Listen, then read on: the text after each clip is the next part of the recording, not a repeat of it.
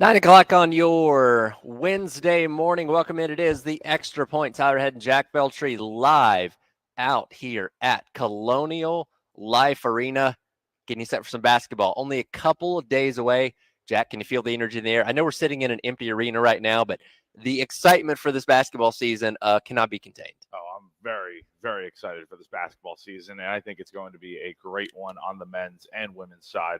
It all starts tonight, man, with an exhibition game here against, is it Wooster. Wooster. That is Coach Pierce's alma mater. That's right. That's right. Apparently, they're the Fighting Scots. That's right. They are the Fighting Scots. I was looking at their mascot yesterday on the website, and I'm like, that's some kind of dog, but Scots, that makes sense. Yeah, but it's very exciting. Glad basketball season's back, and it should be a good one. Well, plenty of things to get to over the next couple of hours. Got some guests joining us, set to be joined by Bree Hall as well as Tahina Pow coming up later on this hour. Carrie Rich at 10:30, and then Dawn Staley set to sit down with us at 11 o'clock as well. So excited to talk to all of them as the morning goes along. But it is 9 o'clock. It means we've got to kick things off with our Sandstorm Pick-Me-Up. Time to get hyped. Here's your 9 a.m. Sandstorm. Sponsored by George Sink Injury Lawyers. Just call all nines.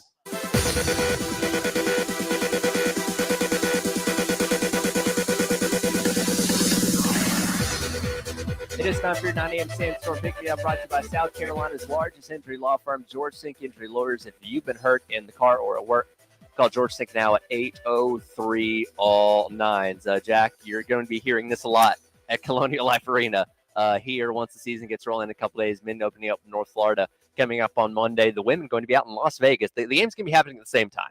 So if you're trying to watch from home, you're going to need two screens and maybe like your phone on Monday Night Football or something like that.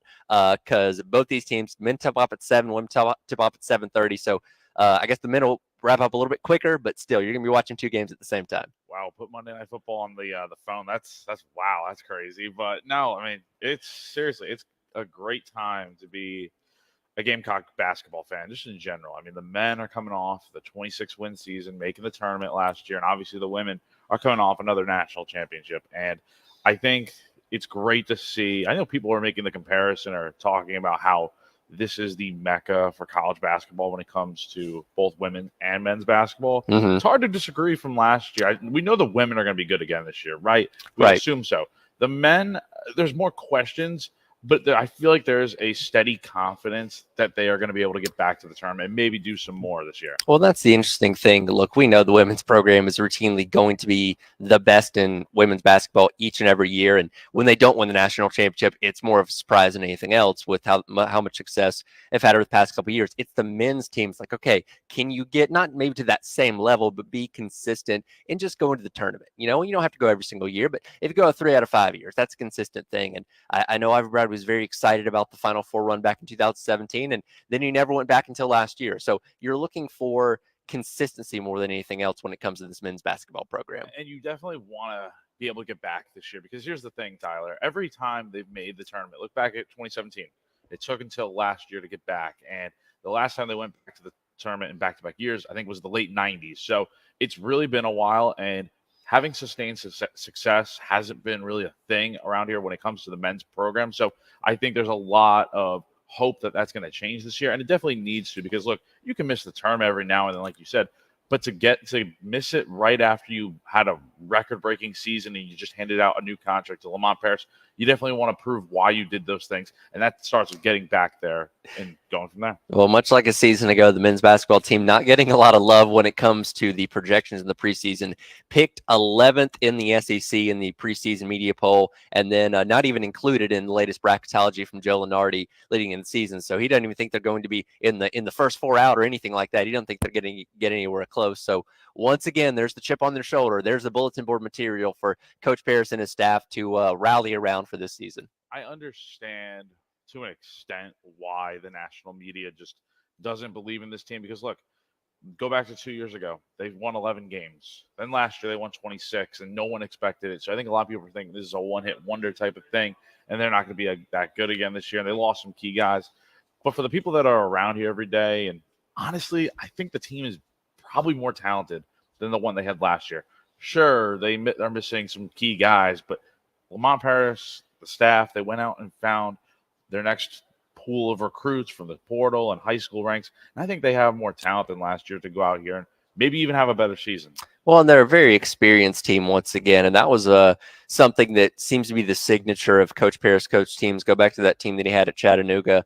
They took to the NCAA tournament. Was one of the more experienced teams in all of the NCAA that season. Last year, they were, I think, 33rd in overall D1 experience. And Ken Palm's not updated the rankings for this season just yet, but I imagine they probably find themselves somewhere in the top 50, given the amount of talent they have coming back and what they are bringing in via the transfer portal as well. Yeah, I think they were ranked number 65 in Ken Palm, which I feel like is still even quite ridiculous, to be honest. But look, what's the saying around here with Lamont? It's if they don't like us, they don't like us, right? And they'll pay the price. Like, look, it's bulletin board material. They weren't going to be picked 16th in the SEC. I can assure you of that after last year.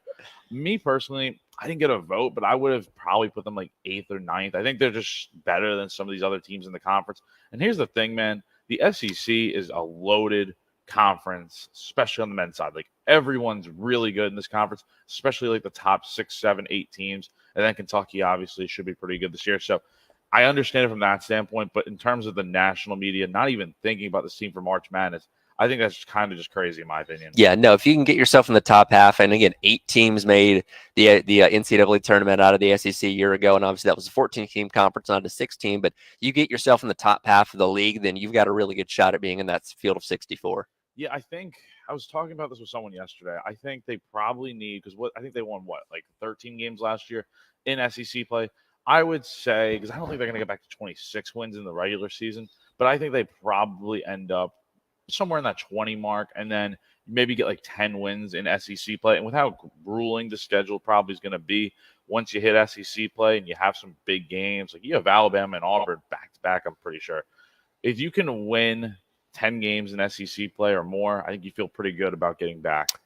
And on the flip side of things, the women's basketball team, no surprise here, they're picked to finish first in the SEC and projected as the top overall seed in women's bracketology. And look, this has just become the norm now, where you go into every season just expecting them to win the national championship. And you know it's going to take a special team or a team with a superstar player like a Caitlin Clark 2 years ago to be able to take down what Dawn Staley's crew brings to the table. But here's the thing, man. They have such a talented roster. Obviously, they brought back a lot of the key. Here's the thing, pretty much everybody. They were the young, yeah. Like, here's the thing. No one was expecting them. I think people expected them to get deep into the tournament, but win the national championship after losing the freshies, the core of that team, and then you have a bunch of younger players that are kind of unproven in some extent. They had to come out last year and prove everyone wrong, and they got to the national championship and obviously did it the hard way, beating Iowa. But I think they have a lot of experience now returning. And then you're bringing in some more studs. Obviously, Joyce Edwards is the main one.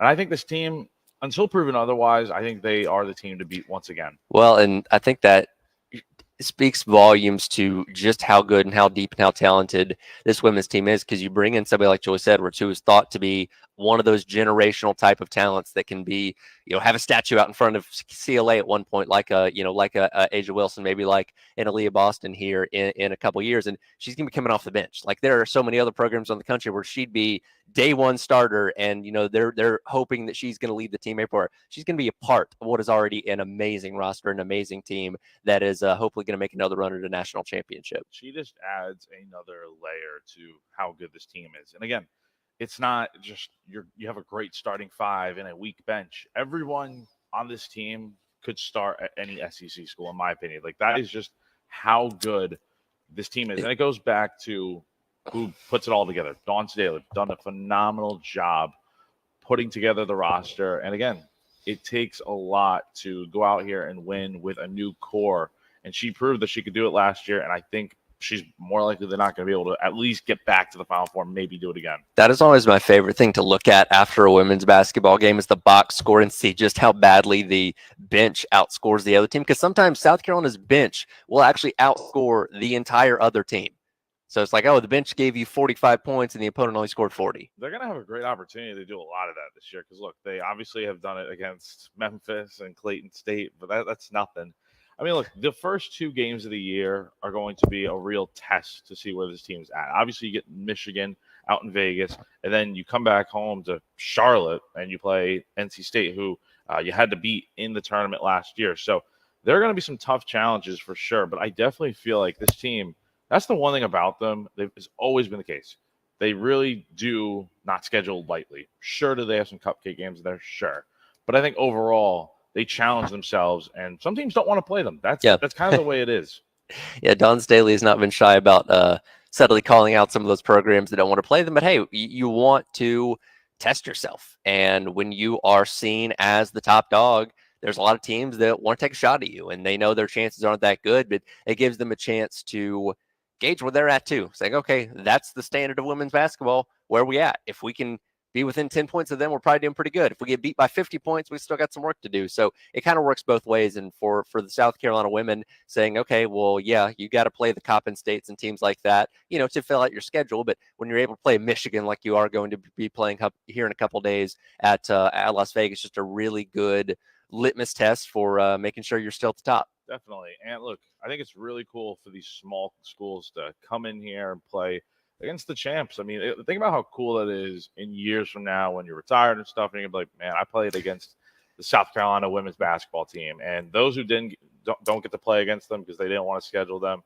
it is what it is. You're such a standard of women's basketball. You're the story, right? When a Coppin State or when teams like this come in and play a Presbyterian and say, man, I got to play at CLA. I got to play against Dawn Staley's team. Yeah, we lost by 60 points or whatever, but I still got to be there. I got to play up against these women that went on to be legends in the WNBA or whatever it may be, and it's really neat for that to be this program that you are the standard. We're looking at the floors of the Final Four hanging around us here, and I know they're working on getting the one from this year put up somewhere in the atrium here at some point. But again, it's intimidating. We got the trophy case behind us. Like it flaunts how great this program has been. Yeah, and no disrespect to the men, but this trophy case is filled with mostly the women's championships and stuff, and that is no surprise. Look, this program is the standard now. Like it was UConn for the longest time. And UConn under Gino is always going to be right in the mix. But this is Dawn and South Carolina's time to shine now. And we'll see if the 2020s can ultimately be all about the Gamecocks. We will take a look at the men's and women's basketball schedules coming up here in just a moment. We're also set to be joined by Tahina Paopao and Bree Hall coming up a little bit later on in this hour as well, as we're getting you set for a hopefully great men's and women's basketball season coming up here in just a couple of days. Again, the men get things started against North Florida here at CLA coming up on Monday, and then the women get things rolling out in Las Vegas, taking on Michigan. We're live at Colonial Life Arena. Tyler and Jack on the Extra Point on your Wednesday here on the game.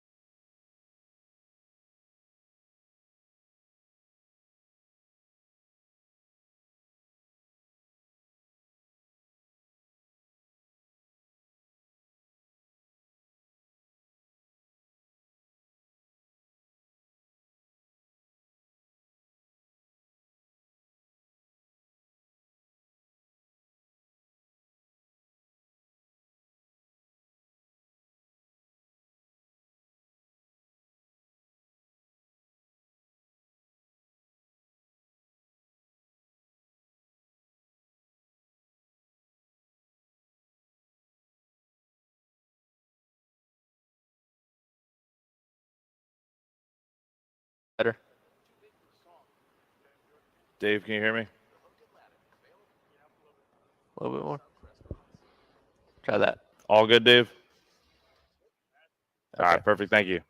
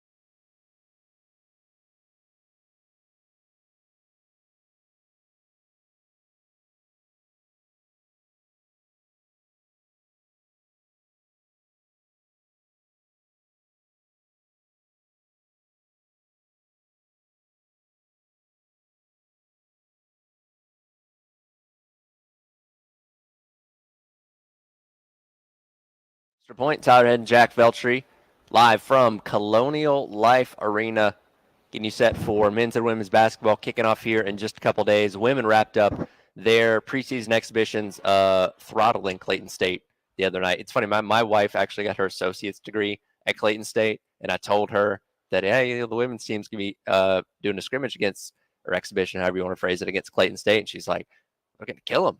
I was like, if they wanted to.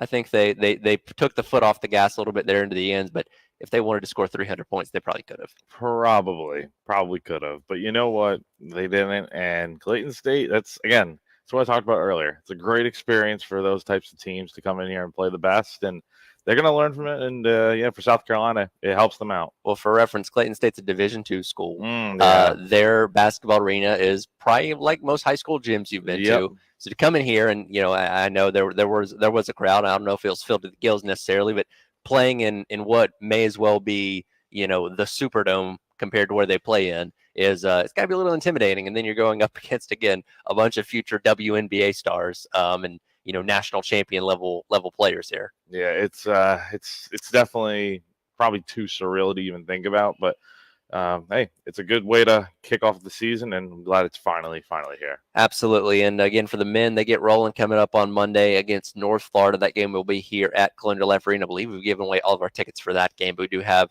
some men's and women's tickets to give away as the morning rolls along. And, when you look at the non-conference schedule for the men, again, last year, phenomenal in the non-conference with the exception of that loss to Clemson. A little bit tougher. When you kind of look at things. And I go off of the Ken Palmer rankings where they have Indiana, Xavier, Clemson, and those are 3 top 40 teams in Ken Palm in non-conference. And again, you're going to have to go to Assembly Hall coming up here in a couple weeks. That'll be an intimidating environment for sure. So compared to last year, it's a little bit more of a step up in what you're seeing in non-conference, which is a good test to see where your team's at before you get into the gauntlet that is conference play. Yeah, that's the thing with South Carolina is the scheduling.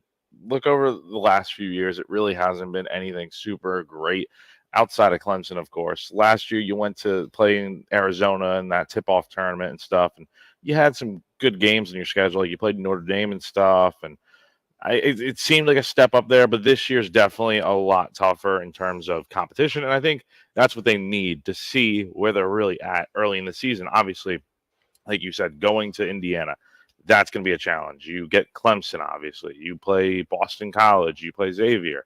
I mean, there's a lot of intriguing games on the schedule here, especially from a non-conference standpoint. But I definitely do think we're going to learn a lot about this team over the first few games of the year. And the SEC, obviously the toughest conference, or one of the toughest conferences in all of men's college basketball, only gets tougher when you welcome in Texas as well as Oklahoma, who's just on the fringe of making the tournament a season ago. And for South Carolina, they're not going to have to wait long to see the toughest competition. They play Mississippi State on the road, and then you get back-to-back Alabama and Auburn within the first 3 games of your conference slate. Yeah, and SEC play is always going to be a grind. And Ken Palm, surprisingly, we talk about how I think South Carolina's going to be good this year and stuff. I mean, Ken Palm's got South Carolina going 7-11 in conference play this year. So I feel like there's a lot of games that they won last year that Ken Palm's just not giving them this year. But again, it just feeds into the narrative of bulletin board material and stuff. And I definitely think there are going to be some tougher moments in conference play this year for South Carolina. But I do think the way they're able to respond, I mean, go back to last year. They lost by 40 at Auburn, got embarrassed. Yep. Then you lost a game to LSU that you probably shouldn't have lost at the last second.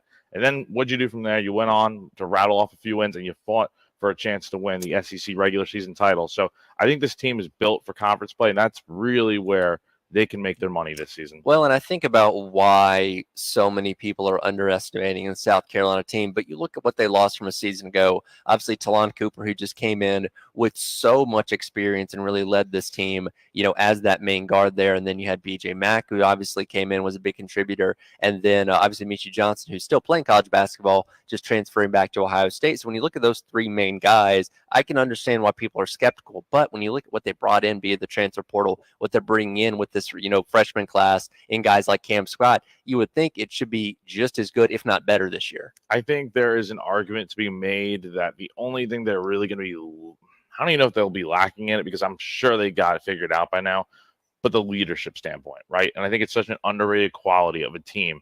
I mean, it's hard to replace a guy like Talon Cooper, who's not just only a floor general and a great player overall, but he is the bona fide leader of the team. And same deal with BJ Mack and Michi Johnson. But I think you brought in enough talent to supplement that, right? You have a better front court now with Nick Pringle and Kyle Murray Boyles and Jordan Butler, guys like that.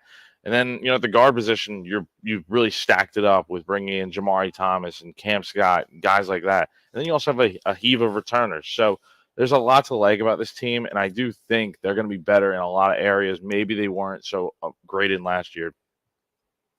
For the women's team, again, they're getting things rolling in the Naismith Hall of Fame series coming up on Monday against Michigan. And like we said, they're going to test themselves with plenty of high-caliber teams in their non-conference slate. 5 teams that they're going to see before conference play starts were in the NCAA tournament a year ago. You're obviously going to have to go on the road to Clemson. You're going to have to go out to UCLA once again like you did a couple seasons ago. You're going to play TCU in Fort Worth. You're going to play a lot of nationally televised games that, again, just continue to expose the brand of what South Carolina women's basketball is, but give you a good idea of just how good this team's going to be before conference play starts. Yeah, again, you're totally hitting the nail on the head there. I think this team is going to learn a ton about itself, and they're going to be challenged. Look, like you said, they got some tough road games. You go to Fort Myers, obviously. You go to UCLA, go to Clemson. I mean, look, this is not necessarily an easy schedule, and South Carolina, for the most part, should be able to get through it no problem. But at the same time, there will be challenges throughout the schedule. There's going to be teams that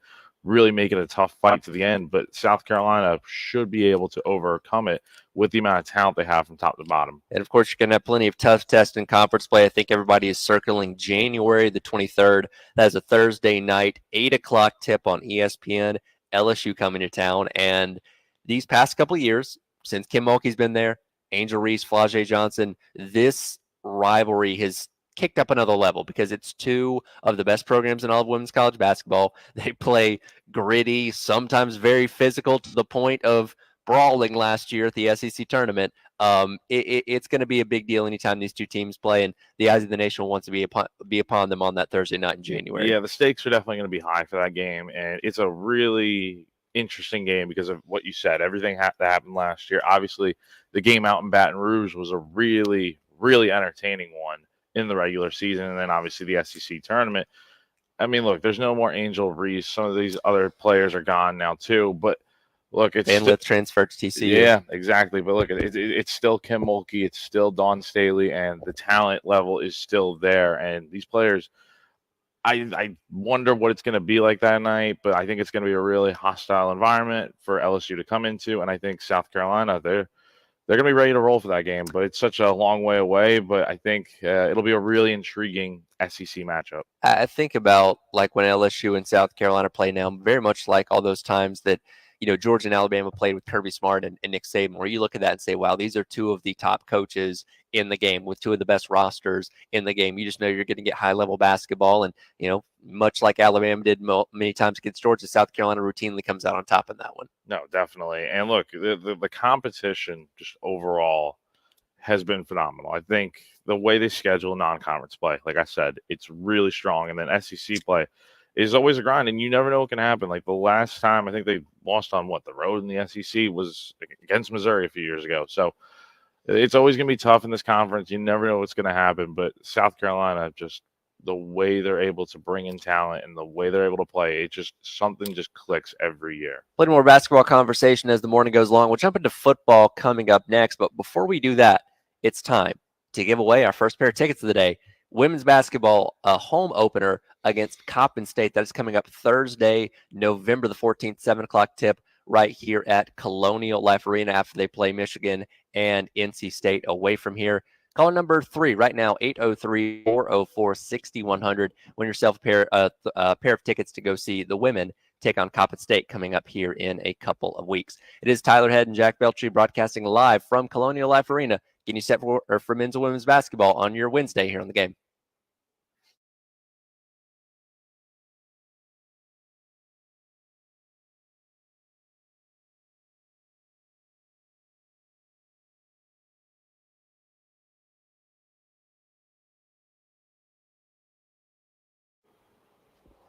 Hey, I want to tell you about our new show sponsor, Pete Alewine Pool and Spa. They're an award-winning swimming pool builder that's been in the business for 25 years with more than 40 years of pool construction experience. They service the entire Midlands area, whether you're looking for weekly cleaning maintenance or chlorine to salt conversion, with services like safety cover installs and safety fence installs.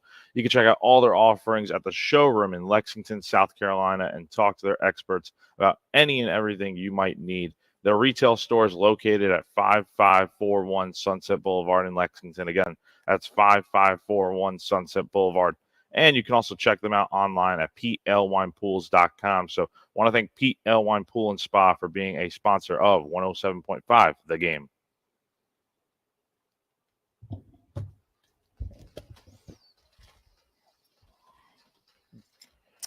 Well, your Yankees stayed alive last night. Oh, thank God.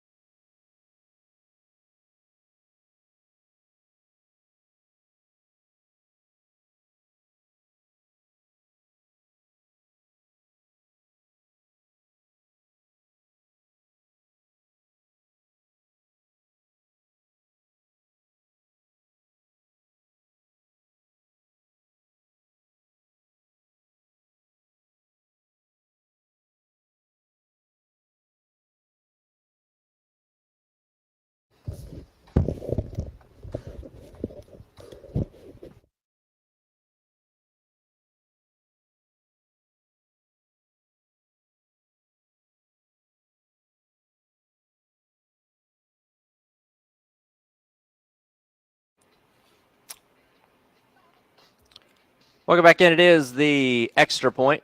Tyler and Jack Veltri. We are live here at Colonial Life Arena, getting set for men's and women's basketball, getting rolling coming up here at the beginning of next week. Both teams been in action on Monday. And again, we are scheduled to be joined by Bree Hall as well as Tina Pow coming up here in just a couple of minutes. But do want to transition over and talk a little bit of football as well. By the way, Coach Beamer going to be on Carolina Calls coming up tomorrow night at 6 o'clock right here on the game to give his final thoughts and preview of Texas A&M coming up this weekend. But for our Laying the Wood segment for the day, fortunately for South Carolina, injuries have not been laid on this team too terribly this year. Everything looks to be in good order. And real quick, Dave, if we could get into cut number 7 from Coach Beamer yesterday, talking to the media on the importance of having everybody, for the most part, pretty healthy in this bye week and going into Texas A&M coming up this Saturday.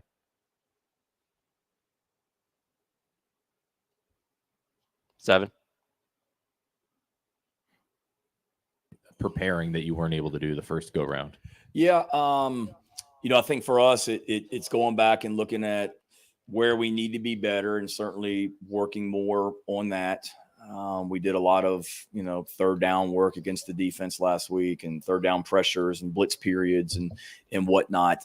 You look at, okay, we got 5 games left. Here's kind of where we are as an offense, defense and special teams. But you asked a question about offense, where we are, what are some things that we need to do over these next 5 weeks? One, better, but maybe differently as we look at personnel or we look at scheme. Is there a scheme that we can be using that we're not right now that can help us and being able to really, dive into that with Lenoris and Rocket being where they are.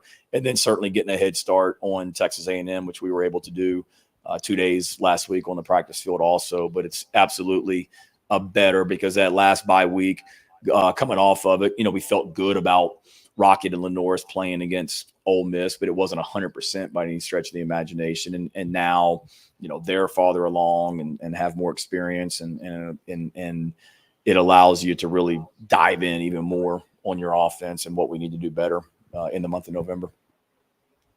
One of the big things we learned yesterday when talking about the injuries was that Jared Brown will be back coming up this Saturday, taking on Texas A&M. When you really kind of look at it, he and Larvadae have never really truly been healthy at the same time. About the time that Larvadae was coming in is when Jared Brown was going out. So in a wide receiver room that is still trying to find its footing a little bit, having pretty much all the complement of your weapons fully healthy is hopefully going to help it out this weekend. No, definitely. And getting him back is huge because it only adds to the weapons that Sellers is going to have. And like you said, this is just about as healthy as this receiver room has been all year. And it'll be interesting to see how they split up the targets in this game and who ends up being the leading receiver. Maybe it's the tight end. Maybe it's Mazio Bennett getting back on track and having a bigger game. Or maybe it's Jared Brown. Who knows? But the point is they have options, and that is going to be a really big thing for Lenoris Sellers and this offense on Saturday. And the same thing for Lenoris Sellers. When we go back to the previous bye before Ole Miss, remember, he got injured halfway through the LSU game, did not play against Akron, so he did not go into that bye week fully healthy. And of course, we don't get to see the practices anymore, so we don't know to what degree he was being able to participate in those practices, but I imagine he was limited to some degree for more precautionary reasons than anything else. So when it comes to development, having him fully healthy, be able to participate in everything that you're doing, again, hopefully is going to help you as you move along here. No, definitely. And look, you need him to be healthy to be able to win these games. Like, the success of the offense really is on Lenoris' shoulders. And as long as he's out there and playing his brand of football, look, he continues to get better as the year goes on. His completion percentage is a lot better. He's hitting his targets more accurately. I don't think he's missing on he still misses on some throws, obviously, but it's not as bad as it was a few weeks ago. And obviously the big thing, the 0 turnovers against Oklahoma. It's not going to be like that every game, but can you limit those mistakes as best as possible? And if you get 0 turnovers this weekend, how does that impact the game? I think that makes it a lot easier to say, like, hey, South Carolina has a legit chance to go out here if the defense forces some turnovers against A&M's offense, and then South Carolina on the other end doesn't give the ball away. I imagine there's a big psychological element of it too. And you mentioned it a moment ago where you had no turnovers against Oklahoma, where you played pretty much that entire game with a multi-score lead outside of those first couple of plays on that drive after the initial interception there. So we know that there wasn't a lot of pressure on him in that game to where he was able to make better choices. But again, you're playing up against an A&M team that's top 10 where it's probably going to be nip and tuck, and you may even find yourself down a couple scores to where you're going to have to push things a little bit more. So how can you play with the mindset thinking that you're up a couple scores, even if you're not? That's the thing, man. And look, for Saturday, I don't know. I mean, there's a real possibility that South Carolina might be trailing in this game. And that's going to be an interesting thing because I feel like this team, and I feel like this is the case for everyone, when you're up ahead, it makes things a lot easier and you're able to play a little bit more comfortably. Whereas with if you're playing behind, especially by a few scores, you're trying to force things and you're trying to do too much. Look at the the Ole Miss game, for instance. Like, behind by a few scores, you turn the ball over a few times, you're making mistakes, not hitting on throws, and that's a cause for concern. But the big thing is they've been able to get across midfield more times than not. It just comes down to finishing drives, and they've done a better job of that lately, especially against Alabama. But they need to be able to do that moving forward, and they also need to be, they need to rely on their defense to continue to play the way they have been. Yeah, we don't need to. Was the Ole Miss game where Dow talked about, we crossed the 50-yard line 7 times? Like, well, that's great, but we need to finish those drives. We need to get points out of them. No, like it's a nice thing to know that you're not just going 3 and out all the time, and you're actually able to build some momentum and get across midfield against these teams, but you need to be able to finish. And like I said, they've done a better job of that recently. The Oklahoma game, I'm kind of going to give them a pass just because they had a big lead. Why would you want to blow it? Play a little bit more conservative. Don't give away all your tricks. And maybe that actually plays to South Carolina's advantage this week because A&M, there's not a ton of tape to go off of from that Oklahoma game in terms of offense, at least in my opinion. So that might play to some advantage here for Carolina this weekend. Obviously, it's going to be a tough test, tough challenge for them, certainly, and we'll get plenty more into the football conversation as the morning rolls along. But we are previewing men's and women's basketball as we are live out at Colonial Life Arena, getting set to be joined by a couple of Gamecock women's basketball players coming up next as we wrap up hour number 1 of the X Point. Tyler Head and Jack Beltry, along with you here on your Wednesday on the Game.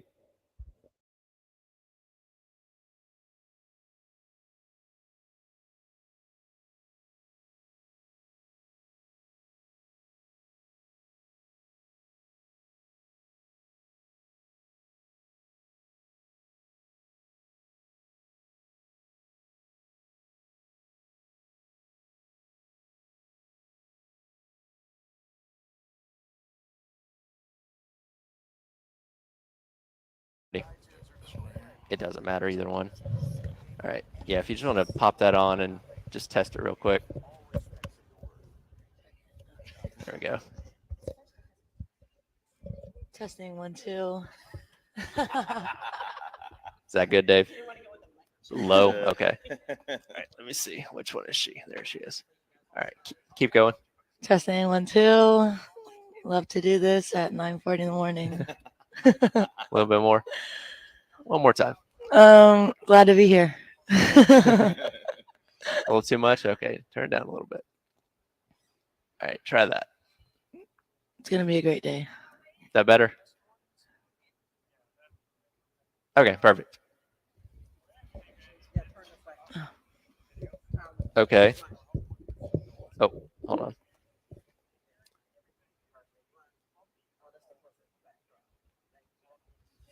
Oh, wait a minute. So you guys got the one from Cleveland, right? You're hearing me through the computer. Is that what you're saying?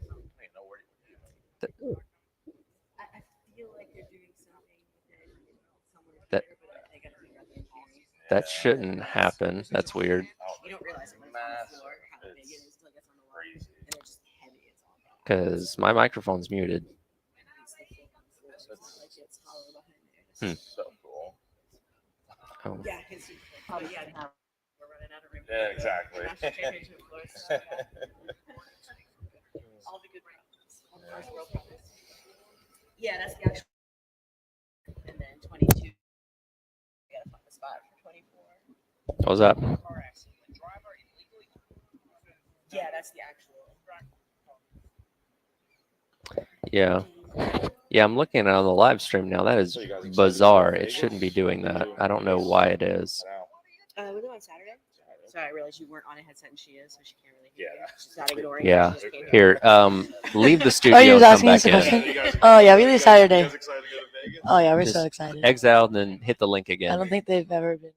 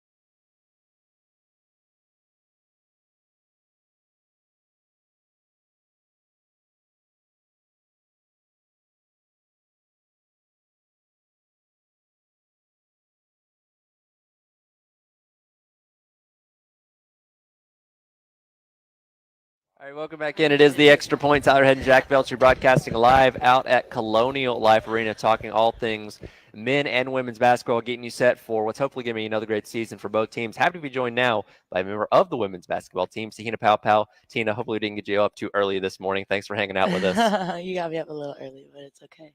We live. Today's going to be a great day. Oh, it's going to be a fantastic day. Got men's basketball in action tonight against Worcester. You guys getting set to take off for Vegas here in a couple days. I don't know how much of the city you're going to get to experience, but you'll still be there, so that's pretty cool. Yeah, no, we're really excited to get the season going, but Vegas is a top-tier city, I'll say that. Tahina, you guys, when you joined last, you guys obviously went around the country to different venues and stuff. Just what is it like being a part of that and getting to go check out all these new cities that you might not have been able to otherwise?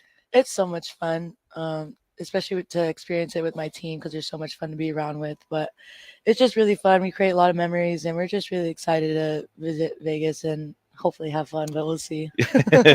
Jack and I were talking about this a little bit earlier. I mean, you guys are obviously the top dog, undefeated last year national championship, and continue on what has been a dynasty under Dawn Staley here for the past couple of years. What's it like to be at the top of the mountain, knowing that every time you guys go up against someone, you're getting their best shot? You are the game that they're going to be talking about forever, whether they lose by 10 points or lose by 50 points. They say, wow, I played South Carolina. I played Dawn Staley's team. Like, what's it like to be at the top of women's college basketball with this program? I mean, it feels great, but at the same time, we take one day, one practice at a time, one game, and we know that we have targets on our back, but at the same time, we have to trust each other, stay in our circle, and just take it one day at a time, and knowing that we have a target and we just got to bring our best every night because there's really no night off in the SEC, in non-conference, or any of our games at all. Now, this program has been so successful for years on end, even before any of us were here covering this team or playing here.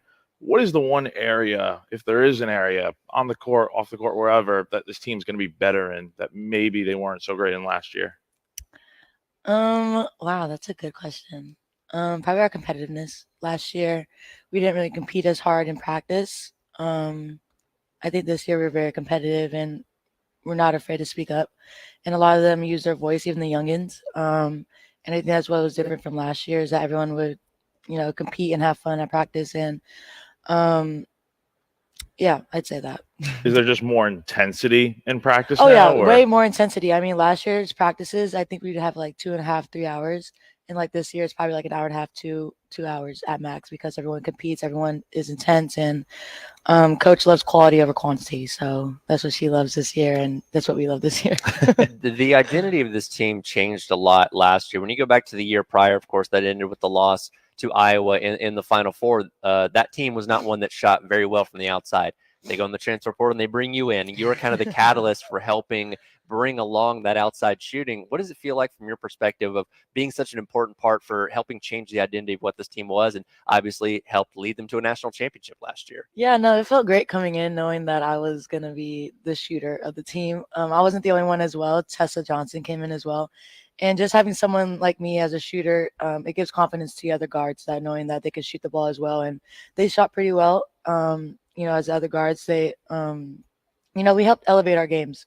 So just coming in knowing that I had a job to do and I did a pretty good job at it, it makes me really happy and know that we ended the season undefeated and got the national championship as well. Now, you guys brought back just about everyone, right? Including a few new pieces. I mean, really, Cardoso is the only one that left. Yeah. That's right. How important was it for you to come back here? And then what does it say about, what can you guys do with the entire roster pretty much returning, adding on a few new pieces like Joyce Edwards and such? First of all, Joyce Edwards is a hooper. I'm really excited for you guys to keep watching her. I know she's had great 2 first games, but I'm really excited for you guys to watch her. Adele, she's going to be really great for us. And Maddie's just getting back. But we're just really excited and ready to go. I completely forgot the question. What was the question? No, you're good. I mean, I'm okay. forgetting the question too. It is early, but I will ask you, Joyce. I mean, what stands out about her game? I mean, what was like the first moment you knew did you have to watch like her high school tape or anything, or just in practice, like knowing like dang, this girl's gonna be really, really good? Straight from practice. She brings it every practice, every day. And yesterday she was talking about how she's limitless. And coach plays her at every position, even in practice. And the other day she played point guard for us. And so she's an all around player. She can shoot the 3 ball, she can shoot the mid range, she can attack, and she's just really well rounded. She can rebound really well, but she's just a baller. She's a hooper, and I'm really excited for you guys to watch her. And to answer your last question, sorry about that. You're good. Okay. Is that it's going to be really hard to scout 13 players. Coach talked about this the other day, is that, usually you have like the 5 to 6 players that you have to scout, but you have to scout our whole roster. And I think that's what's really hard for us, is that you're going to have to scout all 13 of us. And that's going to be a while, but you got to expect the unexpected. So Tahina Paopao from Gamecock Women's Basketball hanging out with us for a few more minutes here. Last year, the pursuit was obviously perfection, avenging the loss in the Final Four. You went undefeated last year. You won the national championship. Like, what is the carrot hanging out in front of this team this year? What are you guys pursuing? Obviously, we're pursuing a national championship. But last year, we didn't expect what we, expected. So I think this year we're just gonna have to take one game at a time, because everyone's gonna come for us. And at that point, you just gotta take one game. I know we have big goals, big dreams ahead of us, but I always like to say we gotta take one game at a time, because 40 minutes is a long time, and you gotta go out there and play your best, even when target's on your back. So that's gonna be the little carrot. Is each game is gonna have to be our little carrot to get to the next one. You're kind of going off that. There's teams out there that use bulletin board material when they feel like they're being disrespected and stuff. Like take the men's team, for instance. They've been picked 11th in the SEC and stuff. For you guys, I mean, everyone's going to put you guys at the top. What do you guys use, if anything, as that disrespect factor to help motivate you guys? Or do you even use anything like that? We don't really use anything like that, just because we're really not that type of team. I mean, last year we didn't get as much coverage as well, being undefeated and, taking those wins, but we didn't get talked as much. But at the same time, we knew that if we wanted to get talked about, we had to keep winning, and that's what we did. And so this year, we're just gonna have to motivate each other, and knowing that, hey, like, we just got to win and be who we are, and just trust each other. And we've been through this before, and we'll talk to the youngins about, hey, like, we're not gonna be talked as much just because we're South Carolina, and everyone, I don't know, there's something about South Carolina everyone hates. So we're just gonna have to trust each other and just motivate each other as a team. Got about 2 more minutes here, and we do have Coach coming on with us at 11, so I will bring this up to her later. 1v1, can you beat her? I'm gonna say yes. Yeah, like close, dominant. What are we talking here? I'll give her close. I'm not gonna say too much. She might, come for me during practice today, so it'll be a close game for sure. Would everybody have the same answer on the team if asked in that question? Not. Probably No, not. No, they're gonna be like, no, we're gonna dominate her, kill her, do everything to get her to, back off. Now, speaking of going up against Dawn, what is it like? Because I've always seen it and stuff, but the highlighters. What is it like? What is it like? Like, is it really like the hardest team you guys will ever play? Oh, absolutely. They literally have like all the pieces that could literally beat us. And it's just so fun to play against them. I mean, there's like certain players that I do not like seeing. Like if I see him, I'm like, oh, my day's ruined already. Like, why are you here? Go to class. Like, but they help us so much, and we're really grateful for them. And it's just like a different type of team you play against, but they're really prepared and they're just really good, and we're very grateful for them. How much fun did Dawn Staley have last year? I know that the team took on a little bit more of a fun identity, and she seemed to embrace it as the season went along. Yeah, no, she had so much fun. She didn't really show it, but she kind of got more comfortable with us as the season went on. But this year she's really fun to be with. But this year we're trying to balance our silliness with seriousness, and that's our problem right now. But you can tell she has so much fun, much more fun this year because it's not as much as last year's team. Well, Tahina, thanks for hanging out with us for a few minutes. Can't wait to see you guys in action here in a couple days, and good luck this year. Yeah, no problem. Thank you for having me. 1 hour down, 2 more hours to go. We're broadcasting live here at Calendar Life Arena. Tyler and Jack on the Extra Point on your Wednesday here on The Game.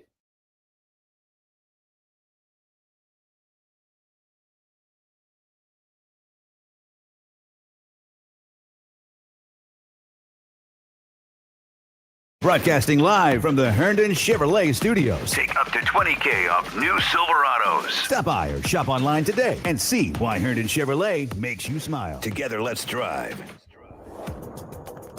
Tyler Ed here, telling you once again about Underdog Fantasy, something that I've been playing quite a bit over these last couple of weeks, is where you can win money just by watching the sports that you know and love. As it is, with their pick'em game, you can win up to 1,000 times your money just by choosing higher or lower on player stats for things like touchdowns, three-pointers, double-doubles, and more. Underdog puts the power to cash out in your hands, or you can either keep riding with your entry or tap the Win Now button to cash out whenever you want. Do you think LeBron James will have higher than 23.5 points coming up tonight? Hop on Underdog and place an entry. I personally have Breece Hall higher than half a rushing touchdown coming up tomorrow night on Thursday Night Football. You can download the app and sign up with promo code THEGAME1075 and deposit now to get up to $1,000 in bonus cash instantly. That's promo code THEGAME1075. Must be 18 or older and present in a state where Underdog Fantasy operates. Terms apply. Concerned with your play, call 1-800-GAMBLER or visit ncpgambling.org. Get ready to smile because Herndon Chevrolet, your hometown Chevy dealer, is offering an amazing deal right now. Get up to $20,000 off new Silverados. Yes, you heard that right. Up to $20,000 off. Don't wait. Head over to HerndonChevy.com today and drive home in the truck of your dreams. Chevy, together let's drive. Herndon Chevrolet, Herndon makes you wanna smile. Smile. Call 803-510-5447 for complete details. I'm Russell Ott. If you're like most people I talk to, you're just tired of the nonsense in politics. It's getting harder and harder to really know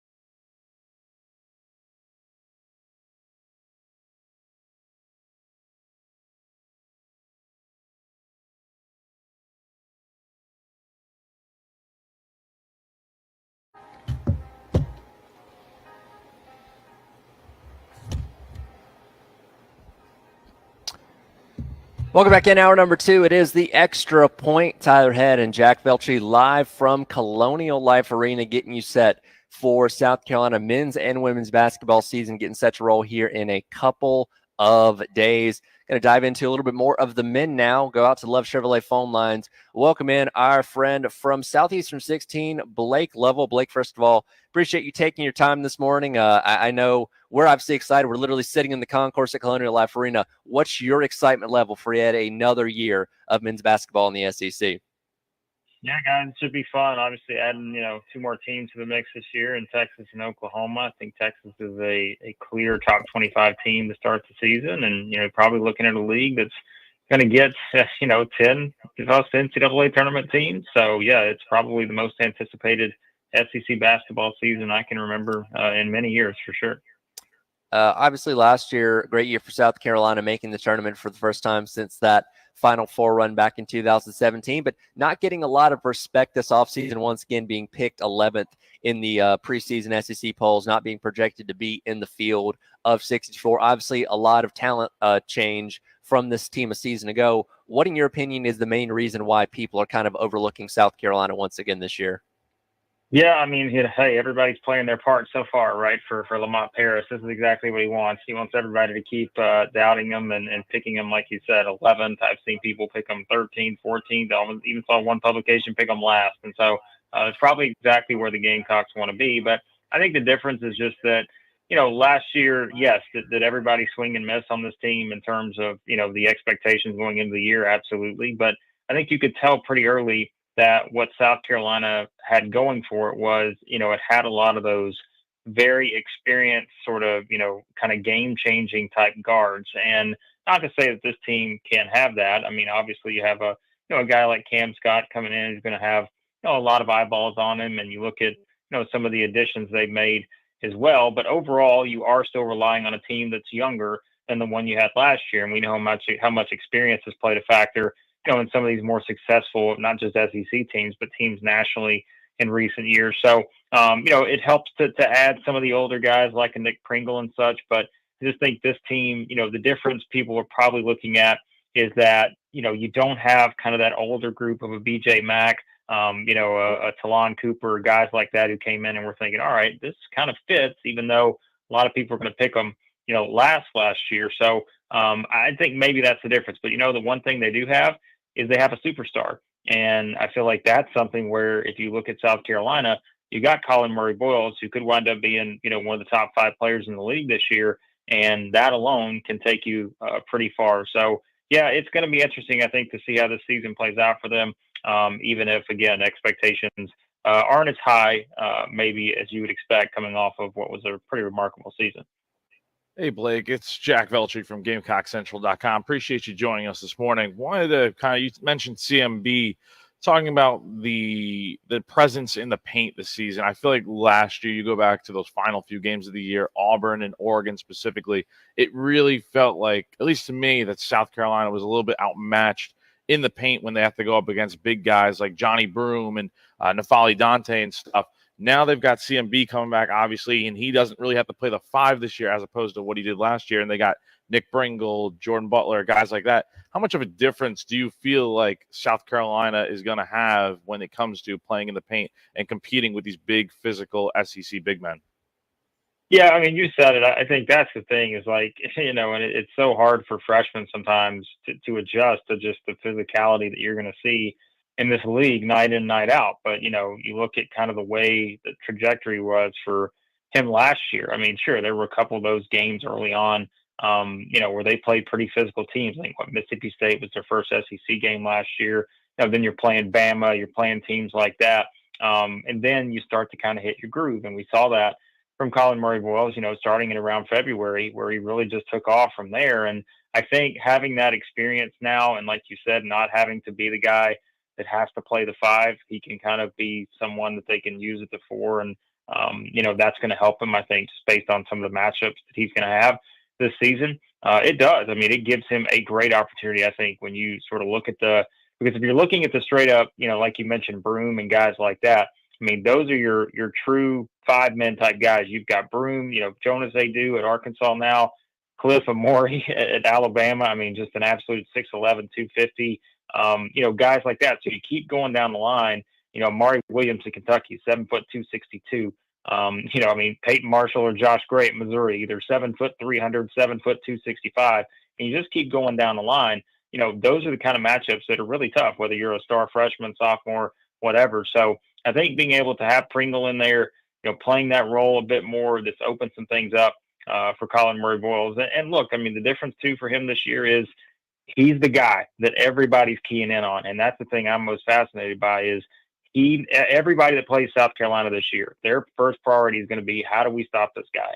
And, how do you handle that now as a sophomore, where last year, you were able to, yes, everybody could see you were emerging as a, one of the top young players in the league, but now it is kind of on him to be the guy in every game. And so I think that's another kind of fascinating challenge for him coming into the season too. Okay, talking to Blake Lovell from Southeastern 16, let's take a look at the conference as a whole now. That does expand to 16. You guys did have to change your name in the offseason from Southeastern 14 to Southeastern 16. Texas and Oklahoma come in from the Big 12, which, again, has its own reputation for being the best, conference in all of college basketball. How much of an advantage is that for them coming into the SEC, which is tough in its own right, but Texas we expect to come in and compete well, and Oklahoma is not projected to be one of the better teams in the SEC, but would it be shocking to anybody if they came in and instantly started competing right away? Yeah, like you said, it's much different, and I guess we can knock the Pac-12 since it really doesn't exist anymore. But, it'd be different if a team was coming in from the Pac-12 and, where you just kind of had so many ups and downs in terms of that conference over the years. But the Big 12 has been, as we know, really, really good and, is normally right there in the conversation for the top conference in the country. And so now you have that transition for both of these programs. And you mentioned Oklahoma is not going to get as much of the love, coming into this year. And I think it's just because, there's a lot of unknowns with this team. But, you also look at them and they've got a lot of good 3-point shooters. And so in the SEC, we've seen teams that have been successful in recent years that have kind of come out of nowhere. They've been able to find ways to shoot the ball pretty well. And so maybe Oklahoma winds up being one of those teams this year, and so maybe that's what we're saying. They wind up being a sleeper because they can just shoot the three so well. But then you look at Texas, and again, you talk about, like we were mentioning a minute ago, the physicality of the SEC.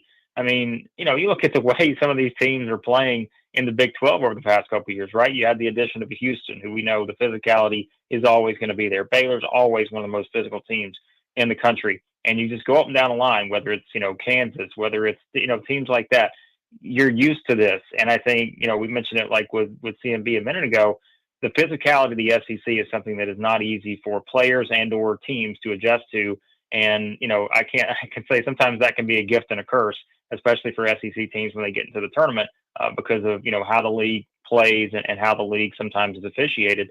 But I think for Texas, I mean, to me, when you look at the roster, there is so much talent on this roster. They've got, just like South Carolina, star freshman, coming in, and Trey Johnson. And so when you go up and down the line, I think Texas is going to be able to adjust really well because you are going to see some similar styles that you saw in the Big 12. And you probably do feel like you're pretty equipped in terms of the physicality, having some guys who played in the SEC before and having some guys in the front court like an Arthur Kaluma and such who have kind of gotten used to playing with that kind of physical style. So, Blake, kind of a big picture question here. Obviously, South Carolina was picked to finish 11th in the SEC preseason media poll.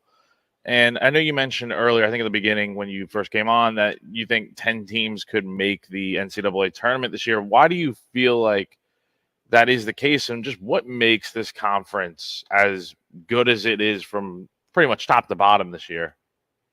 Yeah, I mean, I think, to me, the easy answer is it sometimes can just start at the very top. And I think it's just, you look at the coaching roster that the SEC's compiled now. And I mean, how do you not like, really, again, you look at all these teams that have the NIL resources now. They're putting the money into basketball. Unlike, 10 years ago, it was just completely different, right? But now we see the resources that are put into basketball. The coaches are in place, I think, to be able to bring in the talent you need to have a conference that can get 10 teams into the tournament. And again, that's why I think this is such a highly anticipated season is, realistically, I mean, I said this, I don't remember a year because there have been some years in recent, memory where You come into the season, you're like, man, I know there's 14 teams, but I can tell you at least 2 or 3 teams who just probably are not even going to be in the NCAA tournament conversation. Now, guess what? We would have said that about South Carolina last year, and we saw how that worked out. But it almost proves the point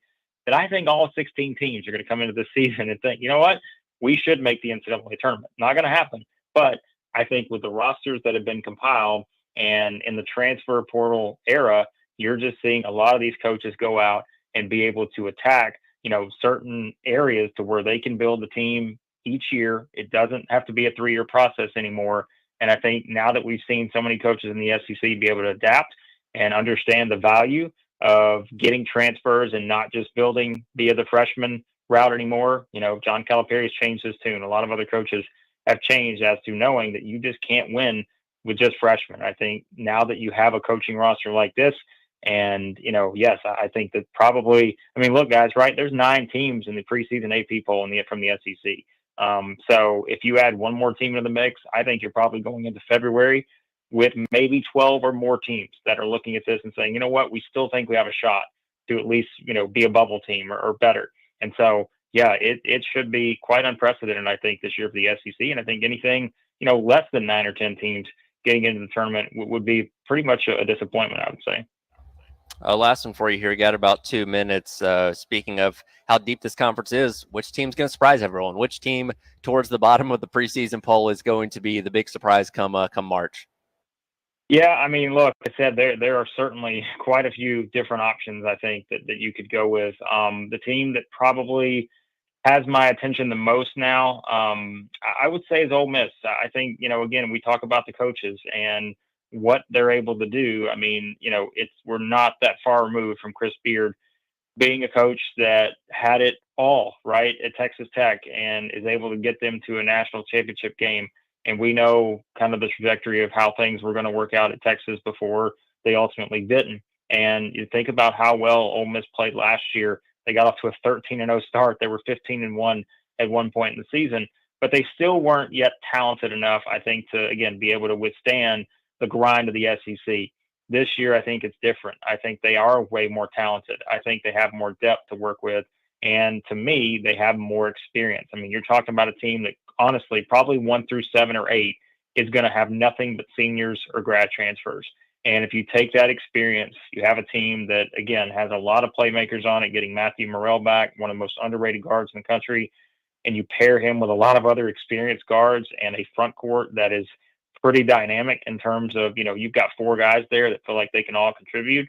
I think Ole Miss is the team to watch for. And if we're saying, who's this year's South Carolina? I know Ole Miss wasn't picked last or anything like that, but if you're talking about a team that's picked down there in that 8 to 10, 11 range, something like that, I feel like Ole Miss. And I say that, guys, right, knowing that Ole Miss was picked 23rd in the preseason. They're the 9th team in that preseason AP poll. But yet it does feel like they still have a lot of, I think, a potential to crack into that top maybe 3-4 in the SEC this year. He is Blake Level from Southeastern 16. You can find him on YouTube and wherever you get your podcasts as well. Blake, appreciate your time this morning, and I'm sure we'll be checking in with you down the line as the season rolls along. Sounds good. Thanks, guys. Absolutely. Thank you. Again, Tyler and Jack broadcasting live from Colonial Life Arena, getting you set for men's and women's basketball, tipping off on Monday. We'll have a little bit of football coming up next and see if South Carolina can finally get over the hump this weekend when it comes to beating ranked teams. It's coming up next. It is The Extra Point. Tyler and Jack from Colonial Life Arena on your Wednesday on the Game.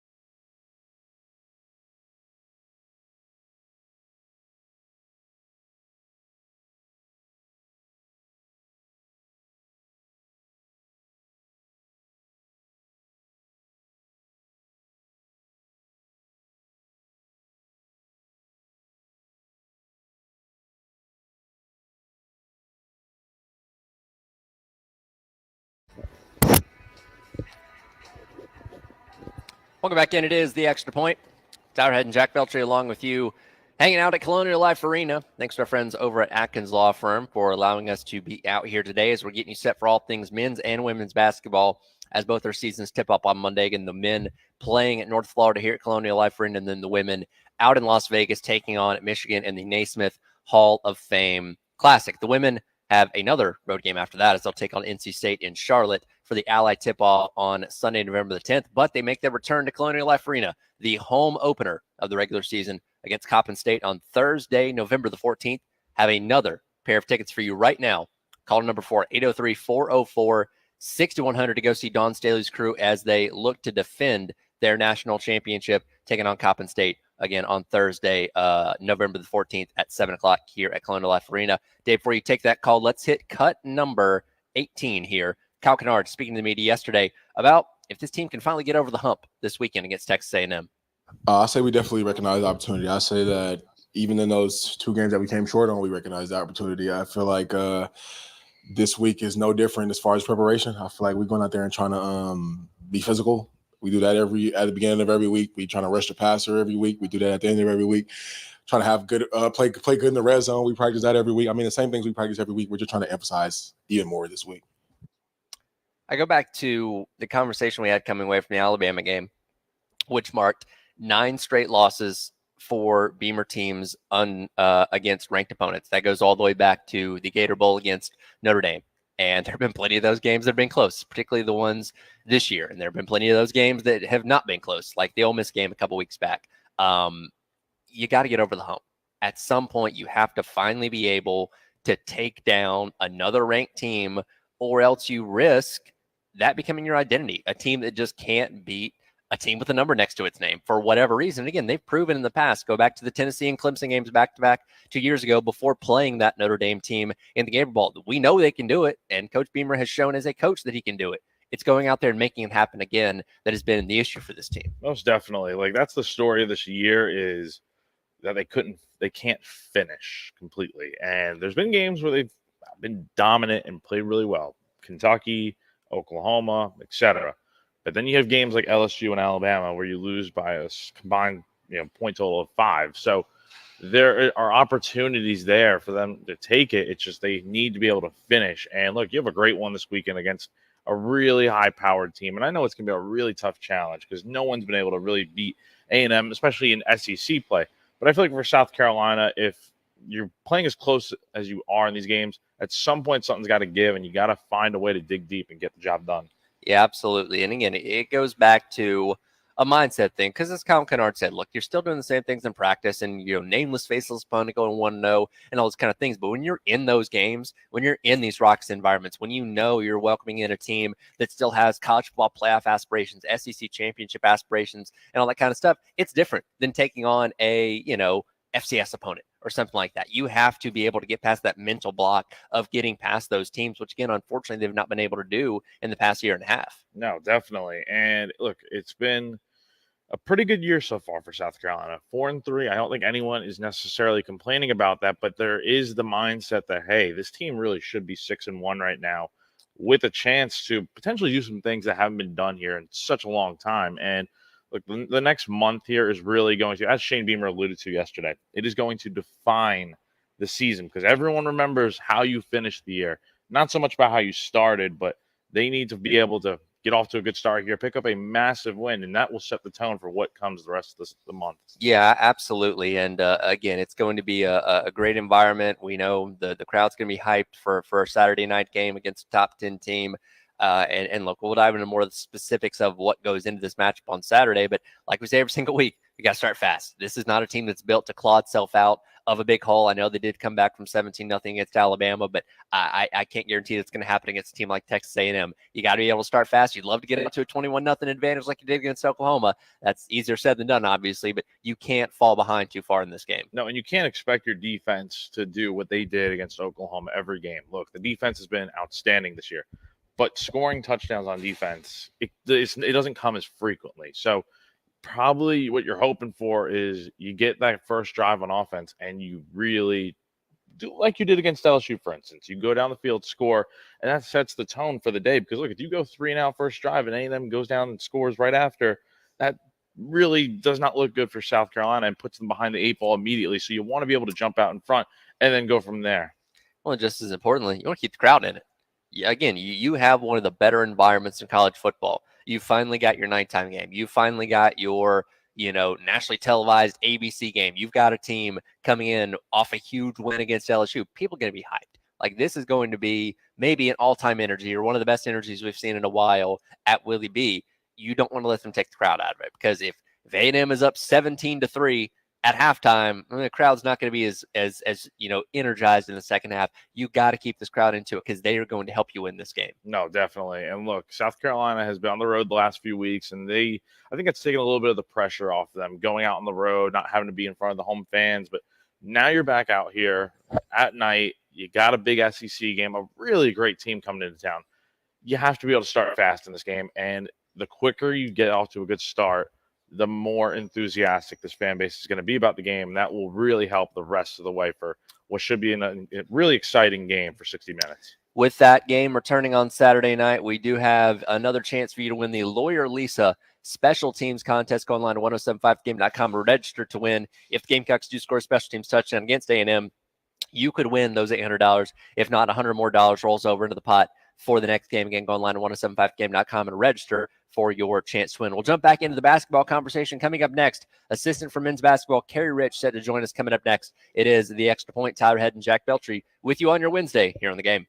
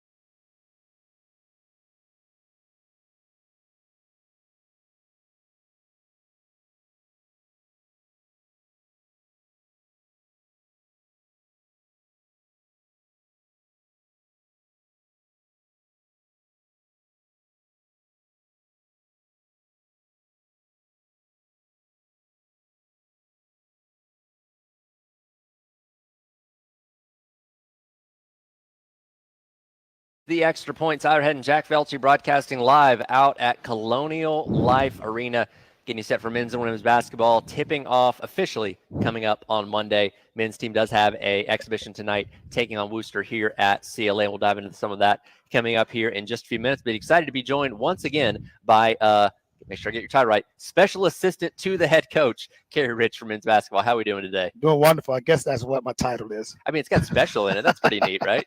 Yes, sure.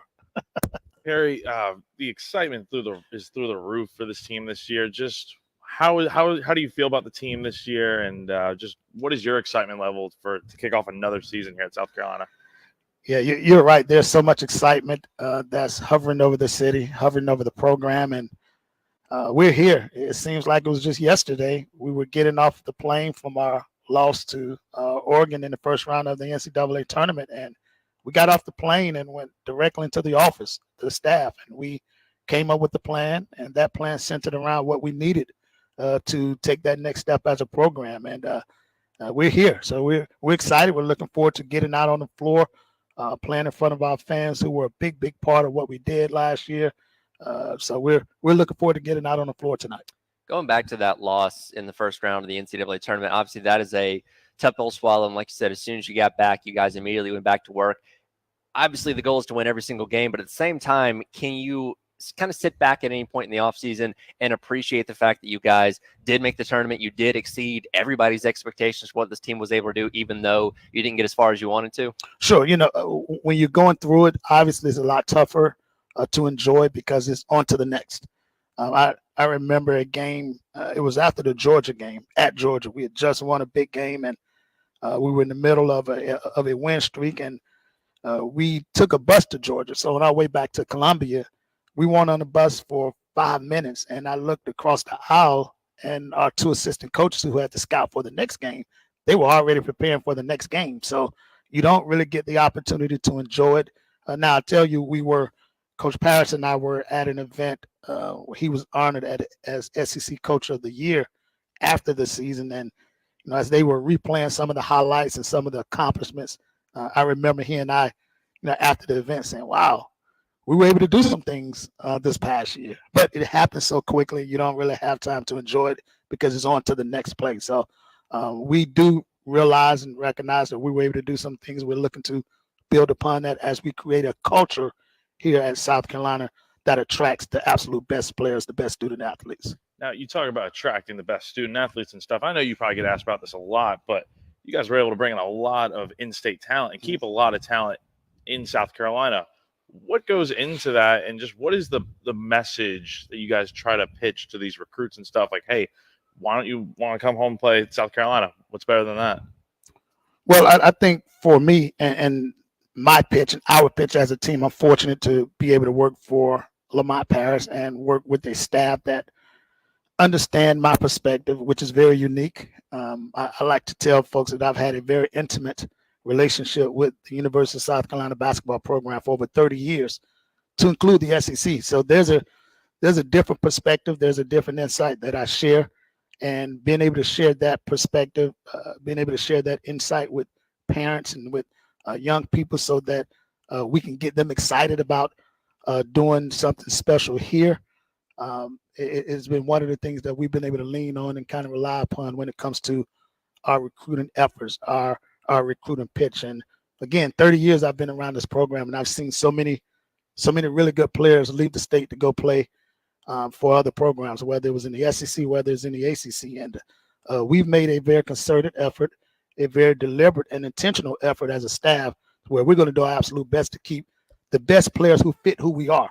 Because you can be a really, really good player, but Coach Parrish knows what he wants. He's very intentional about what he wants. And we as a staff have to make sure we can satisfy that so that he's able to have the tools necessary to be successful. So that's been a lot of fun. And, what we were able to do last year has made it just a little bit easier, because if you were in Columbia, if you were around South Carolina, even if you wanted to, you couldn't ignore what we were able to do. You couldn't ignore the atmosphere, the electricity in the building. And, those things now became a part of what we're doing when it comes to selling our program.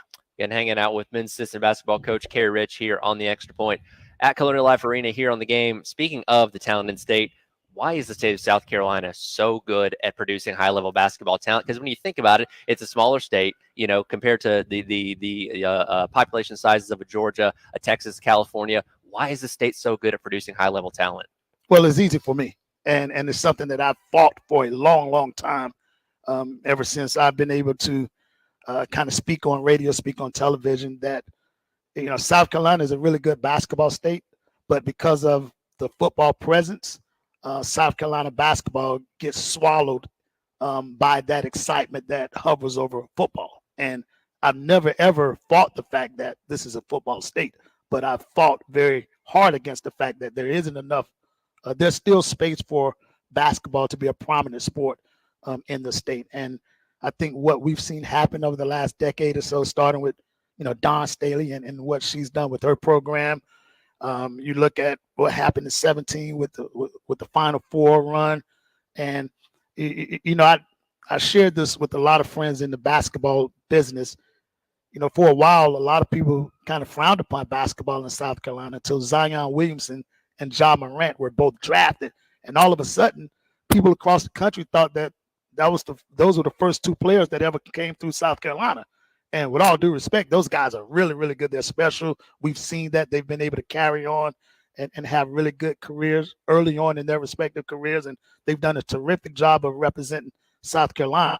But we've had players going way back to the 80s, to the 70s, and we've watched those players come through South Carolina and didn't receive the same type of publicity or any of that stuff. But South Carolina has always been a state that produced basketball players that could play at a high level.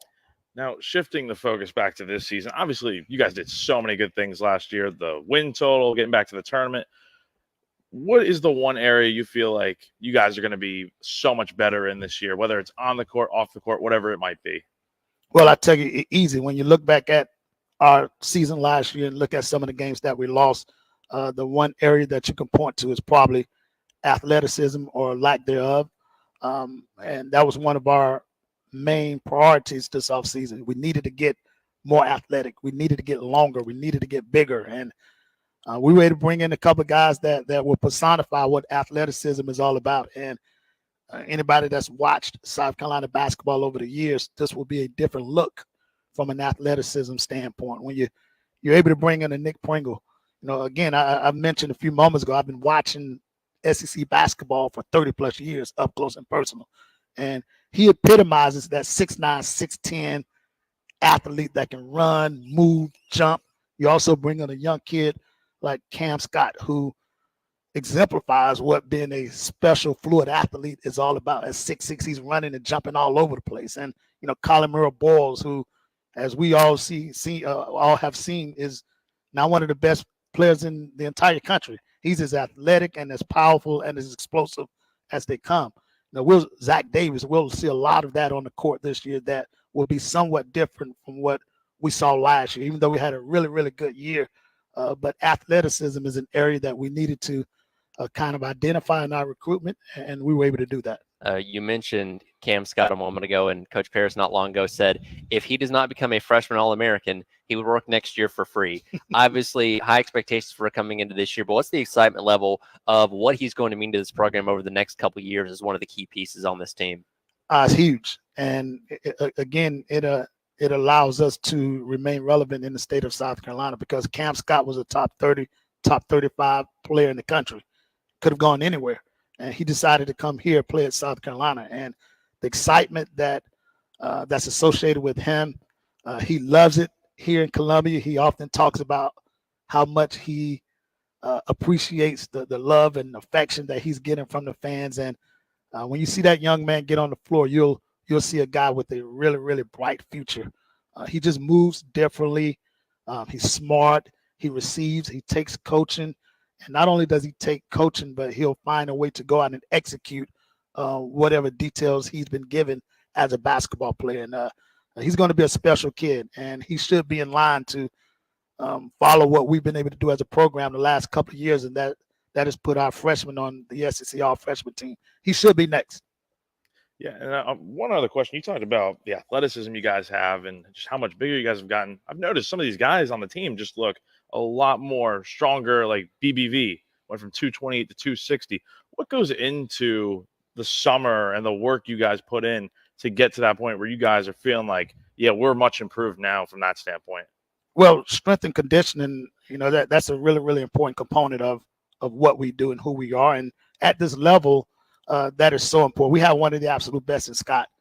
Scott is probably the longest tenured strength and conditioning coach in the SEC. Every time we play, the opposing strength and conditioning coach, they always seem to make their way to Scott in a very respectful manner because of who he's been. I think this is year number 13 for him in the SEC, which is a pretty long tenured time period for a staff member here. So he's very detailed. He works very closely with Coach Paris in terms of what Coach Paris wants for his program, what he wants for his players, and he comes up with a detailed plan to implement so that we're able to showcase that in our players. In the secret scrimmage that we had in Rock Hill a couple of weeks ago, one of the assistant coaches from North Carolina State said to us, "Man, what in the world have you guys been giving those guys on the team?" So that's in line with the question you just asked me. Yeah. Last one here, only got about 60 seconds. In your role, you get to connect the community to this basketball program. And in the 2 years in Lamont Paris, where have you seen the excitement level and the care for this program rise back to where you hoped it would be, especially going into this season, for how people are excited about this team? I always was stubborn in my belief that there could be a lot of excitement in the city of Columbia when it came to basketball, the state of South Carolina. And that is probably the biggest area that I've seen a change or a shift. And that is the excitement amongst adults in the city. Because, as a staff, we can recruit a young person. We can get that young person really, really excited about our program.